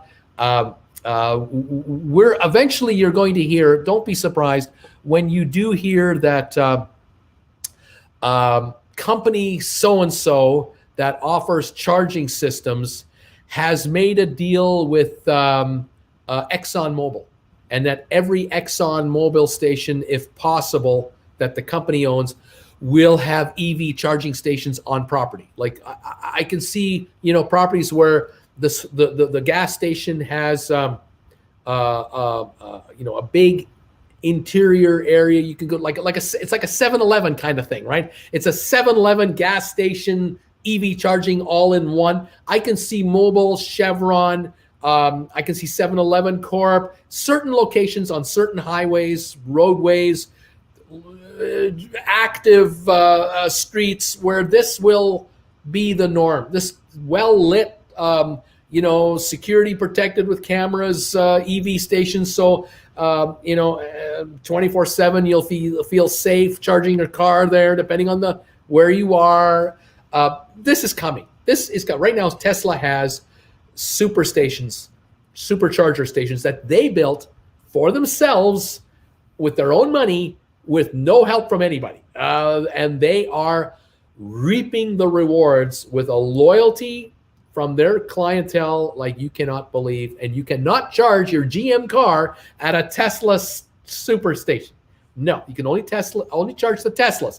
And when Tesla ramps up to 1 million cars a year, or vehicles, and 1.5 million vehicles and more, the charging stations will be there for Tesla, and the owners don't have to worry about, I got to find the nearest Exxon or whatever. But GM will make it easy. They'll tell you in their system in the car, your nearest station is 3 miles away, 8 miles away. You can charge up over here. You can charge. That'll all be convenience on the dashboard. But for Tesla owners, they have the convenience of their own in-house network, and these superchargers are being upgraded for faster charging. The batteries are being upgraded to accept charging even faster. I mean, it's an amazing business. It really is. So yeah, potential. Hey, Uncle Bruce, here's a lug nut for your Tesla. Can you get a lug nut for $5 for a Tesla? I don't even know. New investor, how do you go about finding your next stock? Any apps, programs, tools? I'm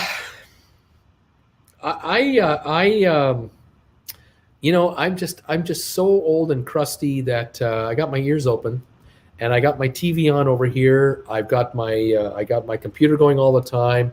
I'm always searching different websites for the latest news. I'm always on the New York Times, the Washington Post. I'm on CNN. I'm on Market Watch. I'm on Wall Street Journal. And I don't even subscribe to these entities. I just get their free stuff because I don't believe in paying $22 a month for digital access to something. I just won't do it.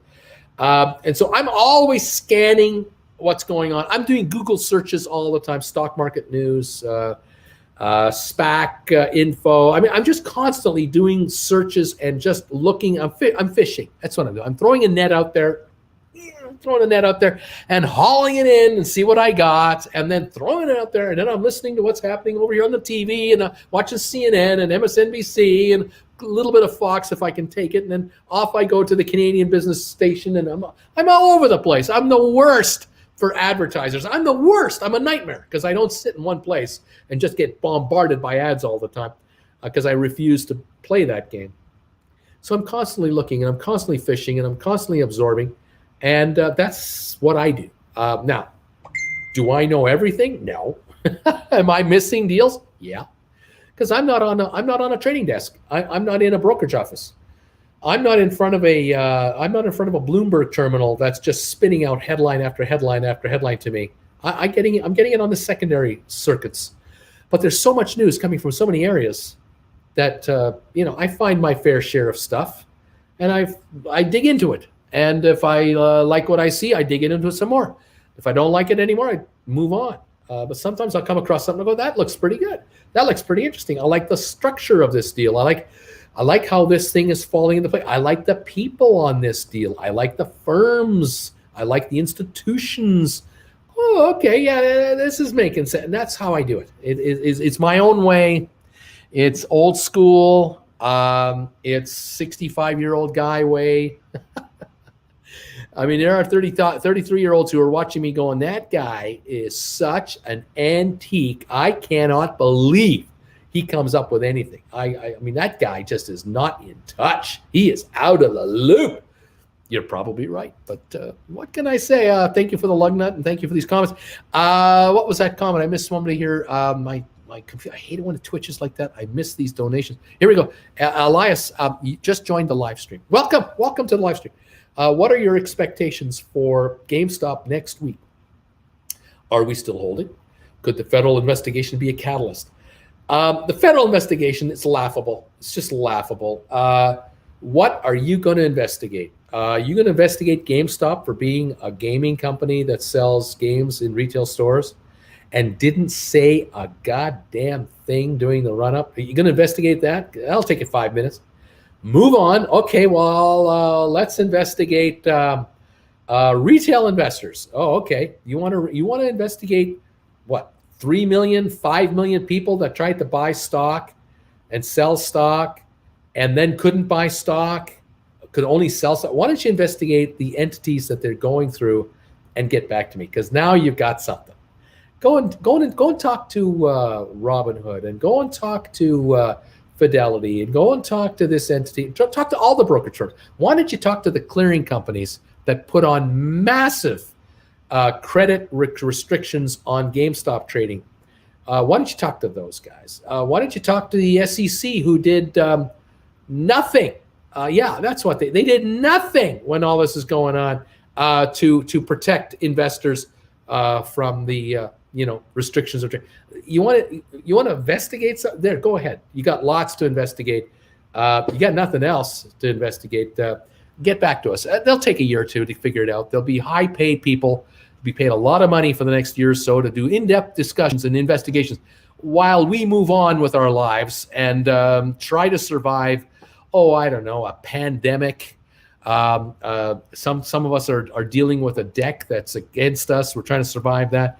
Can't wait for your report. Can't wait. Laura, hi, Bruce. I've noticed a number of analysts being bearish, anticipating an upcoming market correction of 60% this year. What's your take on this, Tom? Thank you, Laura, for your donation. Laura, there isn't a week that goes by that this is the kind of talk you hear from everywhere all the time. If I'm CNBC, or I'm Fox Business News, or I'm CNN Business News, or I'm Bloomberg Markets, I'm Bloomberg Television, I'm the New York Times, I'm the Wall Street Journal, I'm the London Times, I'm BBC, I'm Europe's number 1, number 10 network. It doesn't matter who you are. You're in the media business, and your bills are paid by advertising. Let's cut to the chase. Let's cut to the bottom line. You need eyeballs to pay attention to your media outlet, whatever it is. I desperately need viewers to be with me on YouTube so that YouTube can try to advertise to you on my show or on my rerun or a video I make, because that's how YouTube makes their money. It's advertising, and they send me a slice of that to say, Bruce, here's your share because you're the talent. That's the world in which we live. Go to a website and try to get a stock quote without seeing 15 banner ads all over your screen as it jumps along. And all you're trying to get is a quote, and there's all this crap. One way to attract these eyeballs when the market is at an all-time high is you come out with a comment like that and say, the market's going to drop 60% in the next year. That's all you got to do with a headline on a vlog or a blog or a video on YouTube, or stay with us when we come back on CNBC. We're going to talk about how Joe Schmuck thinks the market's going to drop 60% next year. Here's 5 commercials. See in 5 minutes. This is the way of the world. And it's clickbait. It's a viewer bait. It's whatever you want to call it. And then the individual or whoever they're talking to starts talking. You know what they're doing? They're guessing. You know what I'm doing? When you ask me what I think GameStop is going to do, I'm guessing. I'm giving you my best analysis from where I sit, but I'm telling you, I'm guessing because I can't guarantee anything. An analyst guarantees the market's going down 60% next year. They're guessing, but they're getting a lot of views. And that's all this is. Laura, it's all a game to get these to get you engaged. Now, what I'm trying to do, of course, here is if I am able in any way, a small way, a medium way, and a big way, to help people understand how this whole market thing works. The more you hang out with me, you're probably figuring out, oh my God, this is so complicated. The market can be affected by anything. A company can make all kinds of money and the stock can still go down. I didn't know that could happen. A stock market, a company can lose all kinds of money and the stock goes up. What? Yes, I'm trying to, if I can in plain English, help all of you figure out a little more about what the heck is going on and how complex we are in the world we are at in this ever-changing world. But at the end of the day, I bring you back to when I started in 1979, 80, 81, and I'm telling you, it was the same then. It was exactly the same as it is now. We just had different platforms. The platforms we had for media are different than the platforms we have now. Now it's all digital. In those days, it was paper, radio, television. Now it's radio, television, internet, blogs, vlogs, YouTube, platforms, social media, on and on and on and on. Well, that's the world in which we live. 10, 20 years from now, it'll be different again, even more complex. It'll still probably be television. But that's the world. It's the chase for these. And these have changed because when I was a kid, Walter Cronkite would be reading the CBS Evening News. He'd be on for 1 hour and 22 minutes was news and 8 minutes was ads. And we would go pee to the bathroom before the show started so we didn't miss the 30-minute telecast because he only went on for a half an hour once a day. The news was from 6 to 6:30 or 5 to 5:30, whatever the time was, Eastern time. That was the news. And if you missed it, there was no rerun. We didn't have a VCR in 1968. You missed it. And now you have to wait till the 11 o'clock news, but you didn't get to see Walter Cronkite. He's at home smoking his pipe. This day's over. All of his underlings are in the office gathering news of the day.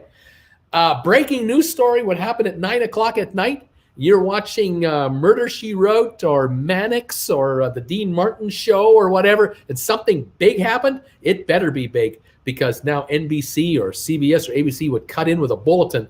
And this is a bulletin from CBS News. And I'll tell you, the house went silent because when a network like CBS or NBC or ABC had a news bulletin in the middle of the night at 9 o'clock at night, the house went silent. And my dad would just give me the look. I'm in the middle of a sentence and he would just give me the look and I'd shut the hell up because he wants to hear what the bulletin is from CBS News, because the last time he saw that was when Kennedy was shot. And if something is happening, you shut the hell up and watch and you pay attention. And the kids, I mean, my sisters who were younger, they would be cut a break if they were playing with their dolls, but generally it would be, and that would be it, total silence. and total attention would be given to the bulletin of the day, whatever it was. That was the world in which we lived back then. But then back to the Dean Martin show as soon as we can, if it's not, going to cut into programming. Different world, but the same thing. The battle for the eyeballs, the battle for your attention, and we want to sell you the new Chrysler LeBaron model, LEX model coming out for 1969.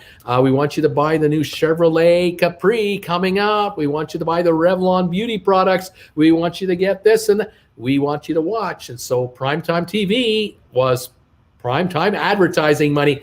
And on the CBS Evening News, you wanted to buy an ad on Walter Cronkite's CBS Evening. You paid a fortune to get a 30-second spot on the CBS Evening News. Was very expensive because there was a loyal, dedicated, high demographic watching audience. That's the other thing you got to remember. The demographic of the TV audience on newscasts back in the day when there were only 3 networks, the highest of demographics. You paid, Cadillac would advertise a car, not the Chevy Vega. They wouldn't advertise the new cheap Chevrolet. They were advertising the Seville because that was the buyer.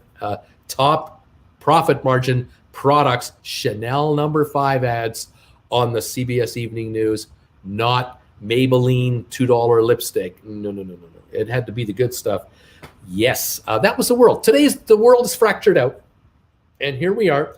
And so coming back to this comment, the market is going to drop 60%. Now, after our next commercial break, we've got a guy coming on, an analyst with blah, blah, blah, who's saying the markets are going to rise another 5,000 points. After we come back from this commercial break, Bitcoin going to $55,000. Stay tuned, everybody. Keeping you in. That's all it is. And that's what it is. Will the market go down 60% next year? I have no idea. It went down this year badly. It really took a shot this year. The Dow Industrial, just to give you a little peek, for those of you who forgot, you forgot all about the fact that the Dow took a dump this year. Here's a 2-year chart for the Dow, just to kind of put it in perspective, okay? 2-year chart of the Dow. Over here is today. This was February, March of 2020. That's what the market can do in a hurry for whatever reason. This was called COVID, the discovery of, oh my God, this thing that we heard about on that cruise ship in Tokyo, that Diamond Princess ship thing, that is going global to my hometown, despite all the conspiracy theorists. We are shutting down, countries are shutting down travel between each other, unthinkable. And it's real. And the Dow took the fall in an awful hurry and then recovered. Because after a while, the world isn't ending. It's just different now. And we got to adjust to this different world. And there's winners and losers, and we'll try to figure out where to go with winners and stay away from the losers. But that's what can happen with the markets. Of course, if you go further out, I'm not sure if I can get any of these charts or not. This doesn't show it very well anymore. Unfortunately, this is a chart from 1985 forward for the Dow. All right. Sorry, I'm gonna move that comment out of the way there. This is the Dow from 1985 forward. So 9/11 is right there. There's 9/11. It was a sharp drop. Worldwide calamity. Here's 2009, the housing crash right there. There you go. How many millions of people lost their homes, lost their jobs, lost their IRAs, lost everything? But look what the market just keeps on doing. It just, over time, this glitch here, this year, not even a big deal anymore. Look at how little that is compared to the markets overall. That's nothing. But you take it to this past year. Oh my God, look at that. Yeah, well, I'll be back, right after these 5 commercials. We're going to talk about that. And people hang around. That's all it is, Laura. That's all it is. It's nothing personal.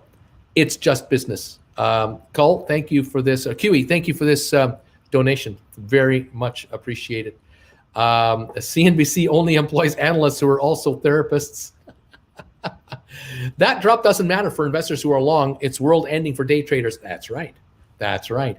But there were pension funds who had a lot of withdrawals come out of their accounts, especially in 08, 09.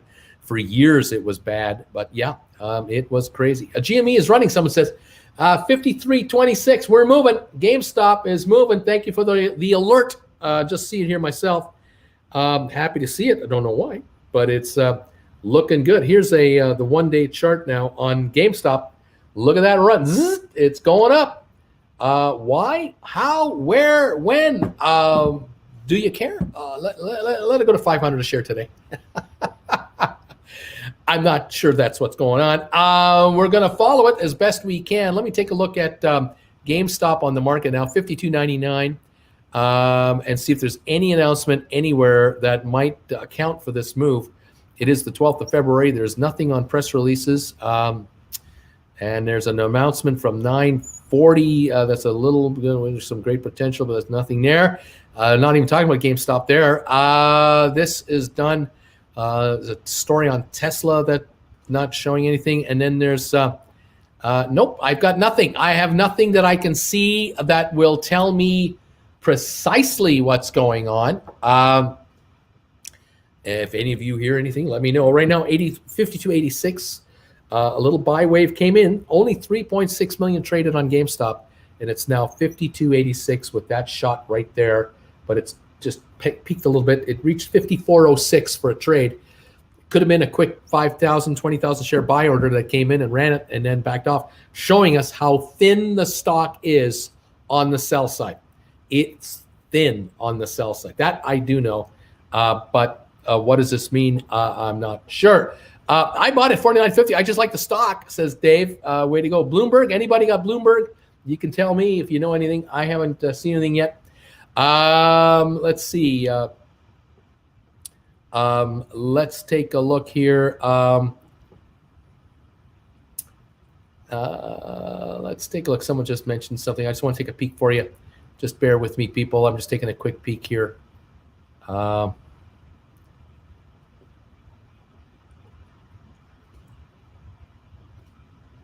There we go. We've made an adjustment. Okay. Anyway, continuing on. Thank you again for being here, everybody. Thank you for hanging around with me. Logan, Reddit is saying there are no shares for shorts. They can't borrow. They can't get stock. It's 52.01. It's not continuing on yet. Jesse, why would you buy puts on Disney right now? I'm thinking February the 26th, 170 puts at 76 cents. No. You do not want to have a contract that's only got a couple weeks to live. You really, if you want to do a put deal, you want to buy puts on Disney, you want to go longer. You should not limit yourself to, 8 days? Or is it, 14 days. That's too tight. Pay more and go further out. Go to March, go towards the end of March and pay more, but you'll get more. Because if they go down now in the next week anyway, if they do go down, then that premium you'll still have anyway in your trade. So what you're paying, you'll get back mostly. But I wouldn't be too short. That'd be a bit scary to me if you're going to do that. But boy, you've got to be really on it to be careful. But again, Disney, Wall Street loves Disney. They just don't want to make them mad, I guess, and call it an overpriced stock. No analyst is lowering their estimates on Disney. The stock is down $281 a share. That's all. $281. It is so overpriced. I'm thinking 150 is where it should be, but it may never get there. It may never drop under 185, 180. I tell you, there's so many institutions that own this thing, and they're not giving it up. So it's got to be day traders and small retail investors getting out versus getting in. And I don't know if that's going to happen. It's just not ugly looking enough, I guess, to scare people out of the stock. So be careful on these puts. Really be careful. Rick Douglas, Bruce, any thoughts on buying into chip manufacturers like TSMC or UMC? Too late to the party, or could a good long position with a shortage? I don't know if anyone's stock that I would recommend. I don't know these two companies, but going the ETF route might be the way to go. But you're not going to get a tripling of your money in like 3 months. Nothing like that on an ETF. on an individual stock, you are, you're hoping for that one company to have the breakout. But I know there's a chip shortage. Yeah. But are chips going to double in price? No. Will the chip shortage be alleviated within about a year? Yeah. Very much alleviated. The production ramp up is happening across the industry. And so I think the industry will report better numbers, but they're going to report higher expenses to get those better numbers. And that might be a negative on the overall thing. And so an ETF might be a safe way to go, but it might not turn you on that much. I mean, you might expect a 50% return and only get 6. I don't know. I'm just, I'm not sure. I've just paid $7 now for an option on the game dividends. Gamestop dividends. Come on, Bruce. I don't know about that. I'm not so sure about this. What's your opinion on SOFI going public? Don't know them. Don't know what it is. No idea what that is. Hi, Bruce. What is a good covered call on Boeing? Thank you. A good covered call? No idea. I think Boeing is still not out of the woods. Going forward, airlines are going to be very, very hesitant about placing big orders again, even with opening up the business. There's a lot of planes sitting in the desert that can be picked up on the cheap on a wet lease where you just rent it while you need it. You convert it to what you want, sign a 5-year lease and run the plane for 5 years. You don't have to buy a new one for $450 million. You can lease or rent another one instead while the business is picking up. I don't know if Boeing is going to have a win for a while yet. That there's all kinds of problems there. Money they've had to borrow as well. Their margins could be squeezed, and they may be finding that they're delivering planes that have been pre-ordered years ago, but that their book is getting smaller going forward. And so I'm not sure if there's anything to get excited about there. That's just me. I noticed, I think I heard this morning, Germany is shutting their borders. Like today, they're closing their borders to all travel because it's out of control over there. These variants are a real problem. We haven't got that problem yet in North America. We're ignoring it. We're not paying attention to it because we don't want to. We don't want to pay attention to the dang virus. We're sick of it. But over there in Europe, their country's shutting down. This means really bad for business over there, really bad for public companies over there. And if it comes here, and it will, and the lackadaisical USA, Canada attitude towards national shutdowns, especially certain states and provinces, spells trouble. And yeah, that's why headlines come out going, the market could go down 60% next year. And they might be right. They might be right because if the variants hit the US and Canada like they say it's going to, the spread of the virus will be so catastrophic that the virus vaccination program won't stop it. It'll only deflect it a bit, but then we run back up with crazy case numbers all over again because the drug companies will be scrambling to try to get a new vaccine together, and then business will be in trouble. Keep your eyes and ears open, kids. It ain't over. Kelly, thank you, Kelly, for this donation. I'm a business owner with diversified portfolio. When I bought GameStop, all of a sudden I was waking up at 6 a.m. to watch the pre-market. You and learn instead of being depressed. Thanks for being here. Oh, thank you for that comment and donation. I tell you, before GameStop took off, I had been doing videos about GameStop. You can go into my library of videos and see for yourself. And, I would wake up whenever I woke up. Some mornings I wake up at 3 o'clock because I can't sleep. And other days I wake up at 7 o'clock because I had a great night rest. But now, for the last 2 weeks, I've had to set an alarm. I haven't set an alarm for myself since the last time Jennifer and I went on a trip. We didn't want to miss the plane or whatever. I'm up. I've got my alarm set for 4 a.m. every day to get up at 4 a.m. So that I'm on the air at 6:30 with you guys, prepared with some information. I mean, I got to get my coffee, and I gotta wake up and get online and see what's going on, and then make my notes, and then start yapping. I haven't had to set an alarm in an awfully long time. This is reminding me of my 30s and 40s and 50s when I used to have to work at a day type job or whatever I was doing. Oh my gosh. Thank you so much. One more try because I want your wisdom and experience, says merciful.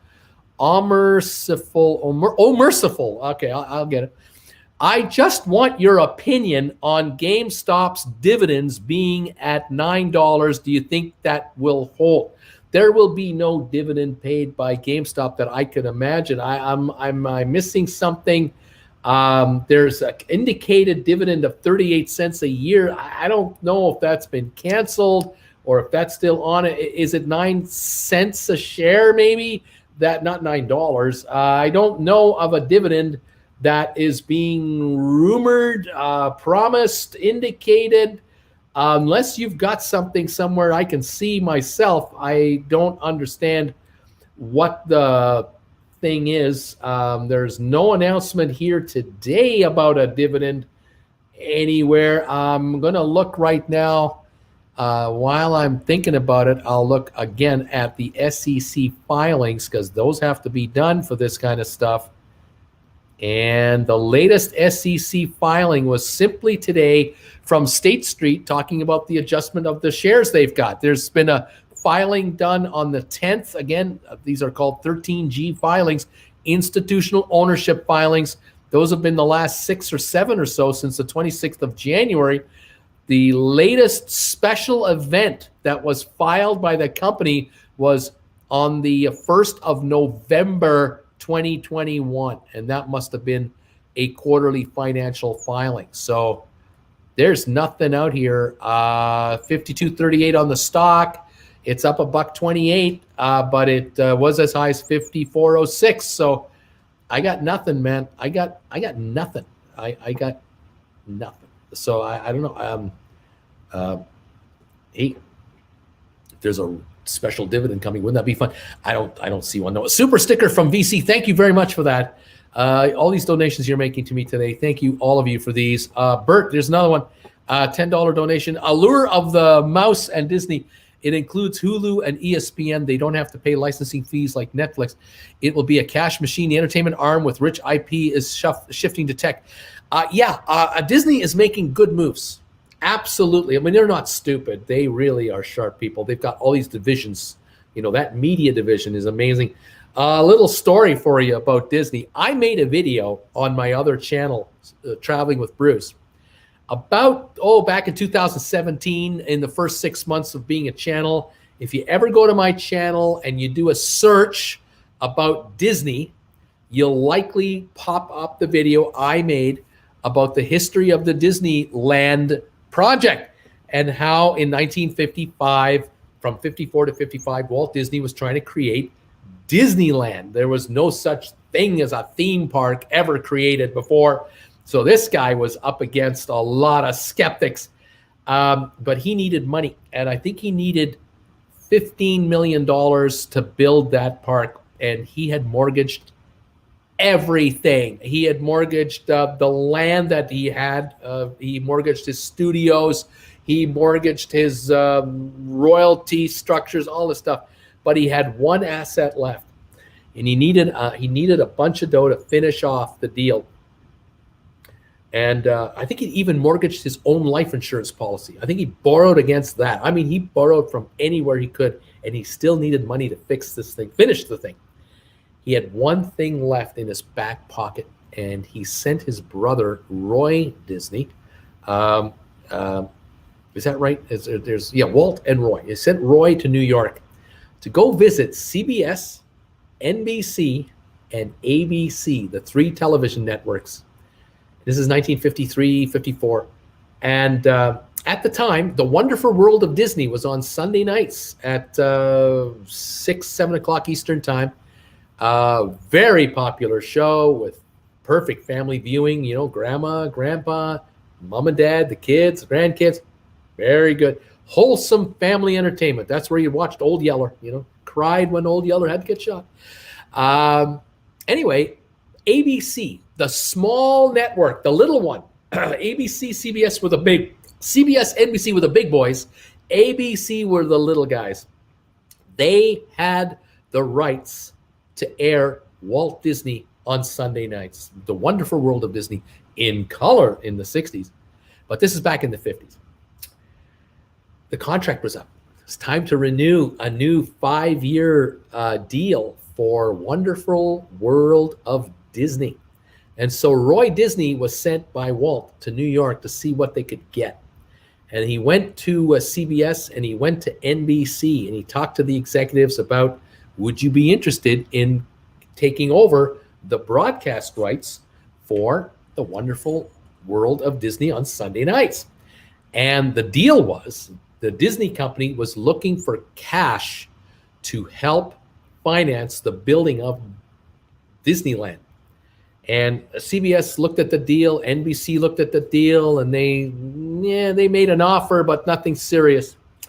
And then Roy went to ABC, and ABC knew they were talking to the other networks, and this little ABC fledgling network desperately wanted to keep Walt Disney on the air Sunday nights. It was they were winning the time slot with this 1-hour show. And they desperately wanted to keep Walt Disney around. And they believed in this guy because they made nothing but money with this network, with these shows, these Wonderful World of Disney shows. Fantastic. So Roy went into ABC and said, guys, we have one priority right now, and that is opening up Disneyland. And if we can open up Disneyland, it will transform our company going forward. And this relationship that we have, you'll do well. And ABC said, what do we have to do to make this work? What do you need? How can we help you? We are your allies in this deal. And they worked out a deal. ABC Television got the rights to Wonderful World of Disney. They gave Disney $500,000 cash as a investment in the park. I think they ended up owning 10% of the park for $500,000. The numbers might be off. My video, it's all in the video. You'll get the numbers there. Very accurate. But on top of that, they signed a loan guarantee for Disney for their bank loans. And in effect, Disney could now walk in to a bank in New York, LA, and they could borrow $2 million, $3 million more with the guarantee of the loan from the ABC television network out of New York. And no banker turned them down. They went, yeah, you want to borrow $2 million to finish that park over there? And ABC is guaranteeing the loan? Come on in. Yeah. Start writing checks. Go build. Walt, build it. Go and build it. The deal was that upon completion of the park, that Disney would then do I think it was a 2-hour live coast-to-coast special, the opening of Disneyland, with Art Linkletter as the host on ABC, the full network, coast to coast, including Hawaii, to broadcast the opening day of the Disneyland in Los Angeles, Anaheim. That telecast was watched by over 30 million people across the United States, if not more. And for years, Disneyland was inundated with families from across the country. Summer holiday, where are we going? We're going to Disneyland. We're going to check this place out. This looks like the most magical place I've ever seen in my life. What a perfect place for the family to go to. Within a year, Walt Disney had an agreement with ABC that the Disney company could buy back the stock of the Disneyland shares that ABC bought, that $500 million deal. They bought that back, and I think ABC got $7 million for the $500,000. Again, watch my video on my other channel. It's all there. They did very well with that deal. All the loans that Disney took, they paid back, of course, no problem. Disney, the Walt Disney Company, became extremely valuable. NBC and CBS were kicking themselves in the rear end for years. Why didn't we make a deal with Roy? They were desperate. CBS could have cut a check to Walt Disney for $2 million, and it was like a cigarette butt. They didn't do it. Idiots didn't do it.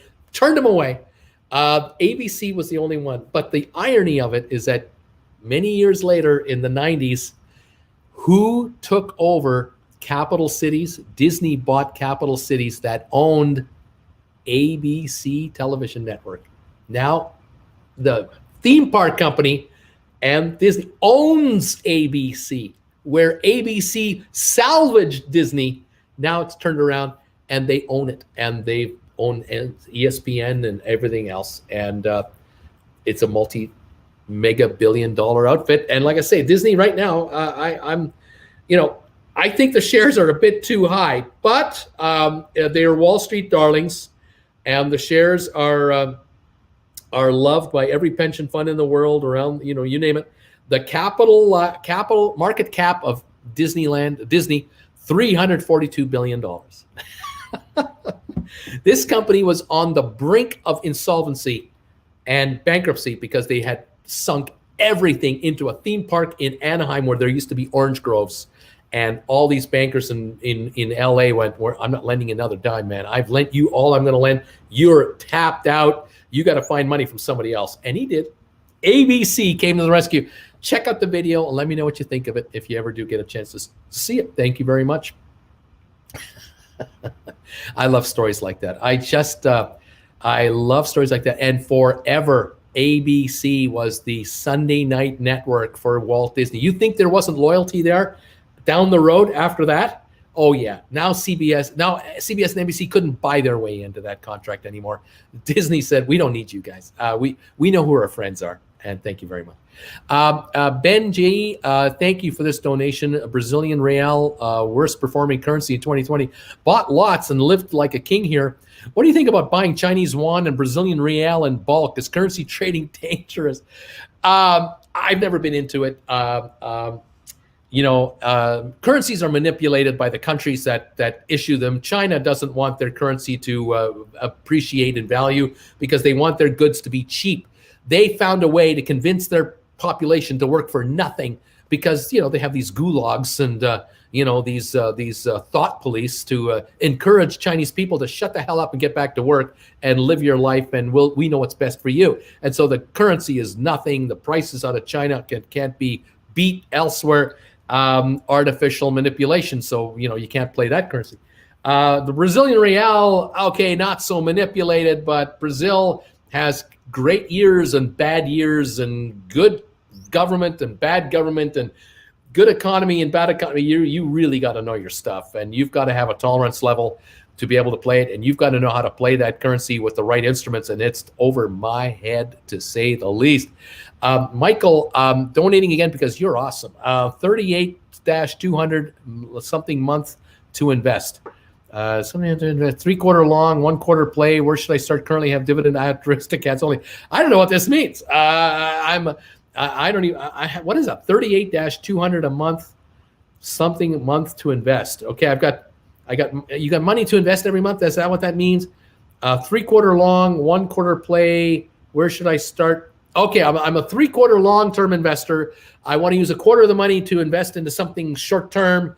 And I currently have dividend stocks only. I think I'm my limited capacity to understand the lingo. 3/4 going into solid blue chip stuff. Good idea. If it's dividend income you're seeking, good idea. The other remainder, I've given a few suggestions for the other investing you can make. You got to decide whether I'm off my rocker or not, whether you've got that kind of possible patience to wait for the payoff or not. That's what you gotta do. I can't give you any other suggestions. I mean, it depends on the firm you're using. I'm not sure. Are you using an app to buy and sell this stuff? Are you using a brokerage thing? I mean, if they're giving you the ability to buy and sell the way you want and you're happy, great. Otherwise, you got to find the provider to help you do what you're doing. There you go. I read that he has between $38 and $200 a month to invest. I'm guessing that might be it too. Again, if you're building up a portfolio over the long haul, stay conservative and just relentlessly keep building a position and build some wealth. and hopefully it's the kind of wealth that will compound for you. Maybe you're buying into ETFs where the dividends are automatically reinvested and you just get more units, or it's a mutual fund investment that does that for you. Compound your growth and just add to it and just relentlessly keep going, and you don't have to worry about what your market is doing overnight, minute to minute. Probably a good way to go. All right. A couple of comments, more comments. I got 60% in index funds, 20% bond mutual funds, 15% managed mutual funds, 3% precious metals, 2% play money. That's very conservative. Very, very conservative. And you can sleep soundly at night because no one event will upset your apple cart. Very, very good idea there. Very good. Josh Allen, Bruce, what do you think it means that GameStop has been opening and closing within $1 of the opening and closing price every day for 3 days in a row? Yeah. There's a number of things you could kind of think about, but the reality is this volatility has evaporated very, very quickly. The other thing we also notice, not only the pricing, but the volumes, much lower. The volumes are virtually, a fraction of what they were just last week. Today's volume on GameStop now 5.1 million, and coming to the end of this first round of live show here, 2 hours into the market, and we're at 5.1 million shares, and we had a shot of $4 or $5 a share in 5 minutes. There's very little available. It's hard to come across. The panic selling is over, and it has. I think it has great upside potential, but it's a corporate upside potential, not a technical. Oh, it's just going to take off because there's all kinds of short problems here. No, it's a corporate reality. Okay, these shadows are driving me nuts. The sun is coming through. I forgot to draw the curtain over here, and the sun is blaring in, which is great because it's cold out there, but at least the sun is shining, and that'll help a few things out there. Virgin Acquisition Group, VG, at 14.10, down 73 cents. That is super buy territory. You pick that stuff up, you guys, if you want it. I like the future of that one. Gores Holdings is down to, or at 17.02, still up 40 cents on the day. It is down from the opening of 1875. The hope I have for those of you trying to get this stuff is that it'll drop another $1. And maybe this afternoon, when we get really quiet as the last hour of trading comes in and the long weekend is upon us, I'll be on the air for the last hour today, plus the first hour of aftermarket. Let's see if this thing breaks down and gives up some ground. Hope springs eternal. You got to kind of keep an eye on it. VGAC right now is a good time. These prices, 14.12 or lower. Oh, these are good. This is a good deal. I like it. Don't worry if it goes to 13.50. Don't be depressed. Oh, I lost money. It ain't over. You're in now for the merger. So you're in now for 3 to 6 months. Let the stock take care of you and give it some time. All right. Let's see what else is going on here. Folks are here. AG, yep, got in at 14.11. Right on. Good job. Good job. Investigation happening all the time with every public company. Don't worry about it. I'm not even worrying about it. And let's see. Bruce, is cable a waste of money since we have Netflix and other streaming websites? Well, my daughter is a classic example. She has no cable to her house. Never has. She's never had cable television. She's quite happy with her Netflix and, watching other online stuff, watching YouTube and whatever. Never grew up with it. Jen and I had TV her whole life. She watched TV but she watched more videos of Little Mermaid and all the Disney films. She loved that more than anything else because she loved to sing along with the songs and the happy stories and the ups and downs of the video. But at the end of the day, Disney movies usually have a happy ending. I love that stuff. And we'd watch television at night, Jen and I, and she'd be reading a book. And she'd be coloring, and she would come into our living room with a little smile on her face, and she'd say, "I have something special to show you." Oh, well, let's see what's going on. Go into her bedroom, and then on her bed would be laid out all of these drawings that she's made, and she's saying, "These are all drawings I've made, and they're all for sale." And since I was a retailer at the time, I had a sports card store, a comic book store. She was in there all the time watching Daddy sell stuff. She made her own store. And so she had a store with merchandise for sale at different prices, just like Dad had, with all the sports cards and all the comic books. And it was time to buy. So Daddy would buy a few things. And then I said, I'll send Mommy in because she's the one with the cash. And Mom would come in and she'd buy the whole store because, of course, she'd say, oh, that picture, no, that's not worth 10 cents. That's worth 20 cents. It's special because you did this and you did that.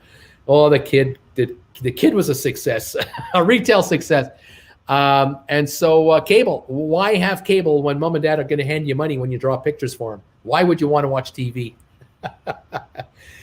Today, she's a very successful copywriter, and she makes oodles of money, more than Dad made at this age. And so we're, to say the least, we're rather proud of her. She now paints pictures with words and is well compensated for it because it takes special talent to do that. There you go. Anyway, there you go. Bruce, what are your favorite comic writers? I'm not a comic book collector. I am not a sports card collector. I am a retailer. That's what I was. I was a retailer of goods. And my game plan was when Superman was going to die, the death of Superman, they had the 8-part series up to the death of Superman. I would buy oodles of copies of each part of the series leading up to part 8 when the death of Superman comic came out in a black vinyl bag. The death issue came out. And I had pre-ordered 2,000 copies of the death of Superman 3 months before they printed it, because that's what you had to do. You had to, as a comic book store, you had to pre-order your comics for the next few months in advance. And the Superman series was coming for October, November, December of 91 or 2 or 2, whatever year it was. And my comic book employee, my young guy who was a university student and he was into comics, he and I would go out for a bite to eat once a month at a local restaurant, and we would sit down and go over the catalog of what to order. And he would say to me the one day, I'll never forget it, he says, oh, they're gonna kill Superman, eh? I said, what? He said, yeah, they're gonna come out with an 8-part series leading to the death of Superman, and you've got to order, how many of each one you want. And I said, well, how many Superman comics do we sell now? He says, usually you order between 6 and 12 copies of any Superman comic, and half of those are a guaranteed sale from your existing file clients who have a standing order that they buy certain titles every time, no matter what. And then the other 3 you put out on the shelf, and they sell over a couple months. He says, so how many do you think you should? So how many do you think I should get? I'd ask him, so how many should I buy? Well, it's a special issue, it's a special event, and they're going to kill Superman. Yeah, maybe you should buy like 20, maybe 20 of each of the copies, and then get 30 of the death copy, something like that. Because, that's a pretty big increase over what you normally do. And I said, no. That's not going to work. He said, well, what do you mean? I said, now here's what we're going to do. I said, we're going to order a bunch of these, and then we're going to hold back most of them. He said, oh, you're holding them back, all right, because nobody's going to want them. I said, no. We're going to hold them back, and we're going to put together sets of all 8 together. We're going to put sets together, because the last one, when it comes up, the death comic comes out, that'll be right before Christmas. And we're going to be the only comic book store in the city with all 8 comics as a set for sale, as a set.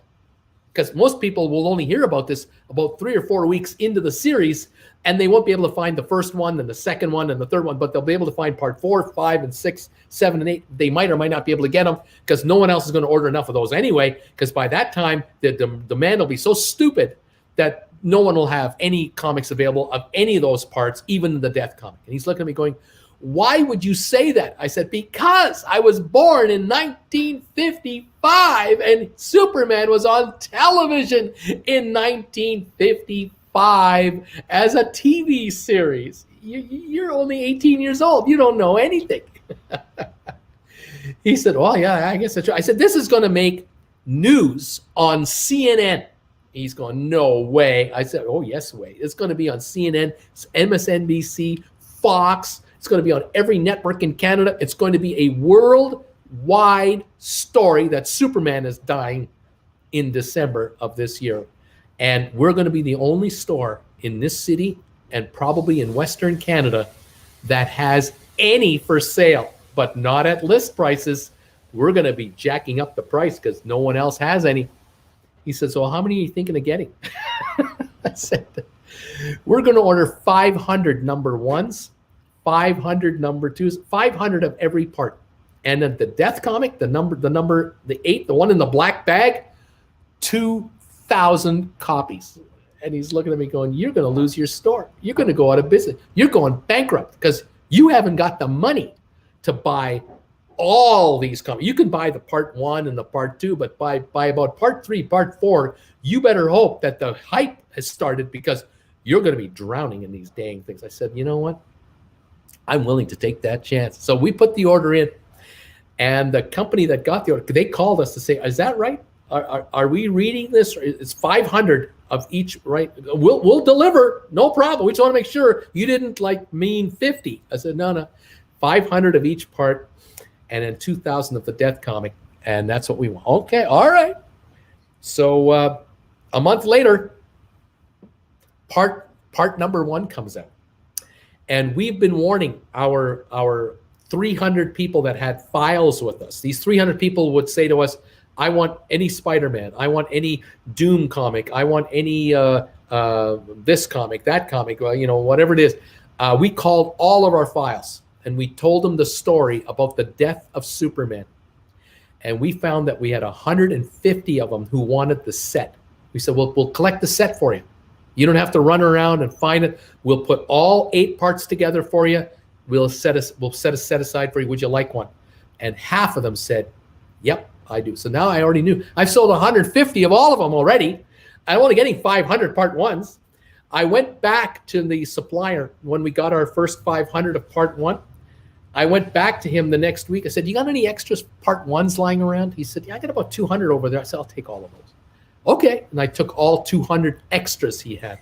The next week I came back. So you got any of the part 2s lying around? Yeah, I got about 200 of them. I'll take all those too. The third week, the story broke. I said, you got any part 3s lying around? He said, I got about 50. I said, I'll take those. The next week, part 4s, you got any extras? Nope, I have no extras. And they're dying. Everyone's coming in here. Every store is coming in here looking for 1s, 2s, and 3s, and I sold them all to you. I said, that's right. I'm the only store that's got them, and we had them. And so we put the 150 sets together for our files. I put another 150 sets together for sale at Christmas time when the 8th one came out, and we started taking pre-orders from customers walking in the door. But after 3 weeks, we started putting part 1 for sale out instead of at $2.99 or $3.99 a copy. We started putting it out at $6 a copy. Part 2 was $5 a copy. Part 3 was $4.50 a copy. And every week the price went up. As we got into part 4, part 5, part 6. Part 6, the phone was ringing off the hook. Okay, I need to buy these, And we started limiting how many we had. You can come in and buy them for $6 each, $8 each. And they were going.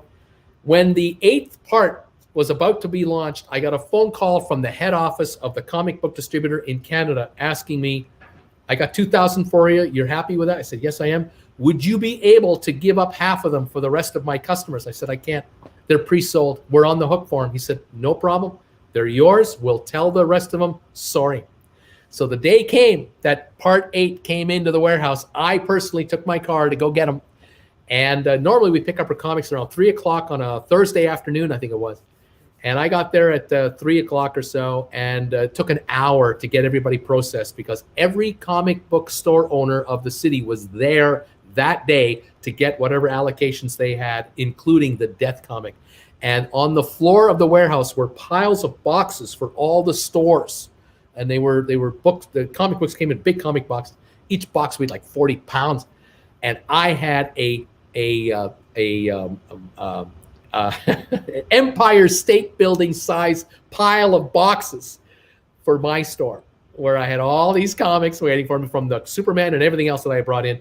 And every store owner watched me walk in and walk to my pile, stand beside my pile of boxes, ready to sign the papers to take them out.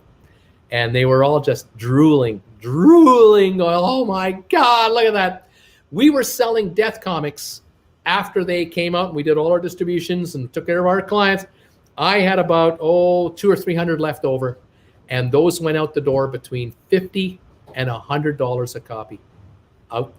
We sold them all. We sold them all. We sold the sets, those 8 comic book sets. They retailed for about $20, $125 a set. Sold them all. Happy customers, happy, deliriously happy, because you couldn't find it, couldn't get it. We were the only store that had them, and we didn't go under.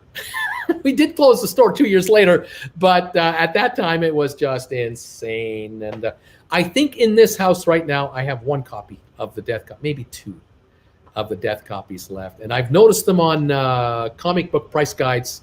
They're like $20, $50, $25. I'm not even sure what they're. Although I don't know if you can find any in mint condition anymore. But what a story that was. Oh my gosh. Lots of fun. So I don't have, to answer this question, I don't have comic book writers that I care about. I care about comics that sell. That's all I cared about. I was the worst guy for the trade because I bought the number ones and the funny covers, the covers with embossed and holograms on the front of them. Anything gimmicky, those sold, and they sold at a premium because people wanted them desperately. But this was 1991, 92, 93, a different era. But now it is 30 years ago, and I still have some of these in the basement of my house, and they're available if you'd like to send me a private email. I would be more than happy to talk to you about it because I would love to get them out of here. Anyway, there you go. Corey, thoughts on FUBO streaming service focusing on live sports and are in talks of acquiring an online sports book. Also, hello from Boise, Idaho. Beautiful Boise. I love driving through there. That state capitol you have is gorgeous. What a beautiful building you have there in Boise. FUBO, no thoughts. Don't know anything on it. Streaming service on live sports, they're not the only ones, but there's potential there. Online sports book, a lot of potential there if that can be done. But I can't give you an opinion on the stock. I don't know anything about the logistics and the numbers and anything like that. And I can't do it at this moment because I right now have run over the amount of time I usually spend on the air. Jennifer is in the kitchen. And I know that Jennifer, she and I will likely get something to eat for breakfast here. And I'm 11 minutes over my allotted time with all of you. But I thank you so much for being here today. And I appreciate you following me today, sending me these donations. By the way, congratulations to all of you being members of my channel. And also, channel has now got 50,000 subscribers.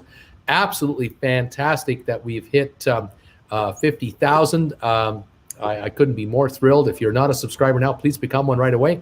50,048 subscribers on our way now, hopefully to 100,000. First stop, though, is 62,000 something to catch Traveling with Bruce, my original channel, because something tells me that this channel is going to become larger than my original channel, and you're involved in that as well. Thank you, all of you, for being here. I used to sell comics, put in orders with Diamond Distributors at the time. Remember that name? That's true. Oh, those old days. Batman, Superman. Oh, yes. I got one of the Superman comics in the black bag as a gift from my aunt when I was 12. I immediately opened it. I didn't know any better. Yeah, people who kept it closed, they went up more in value than the ones that where they opened them.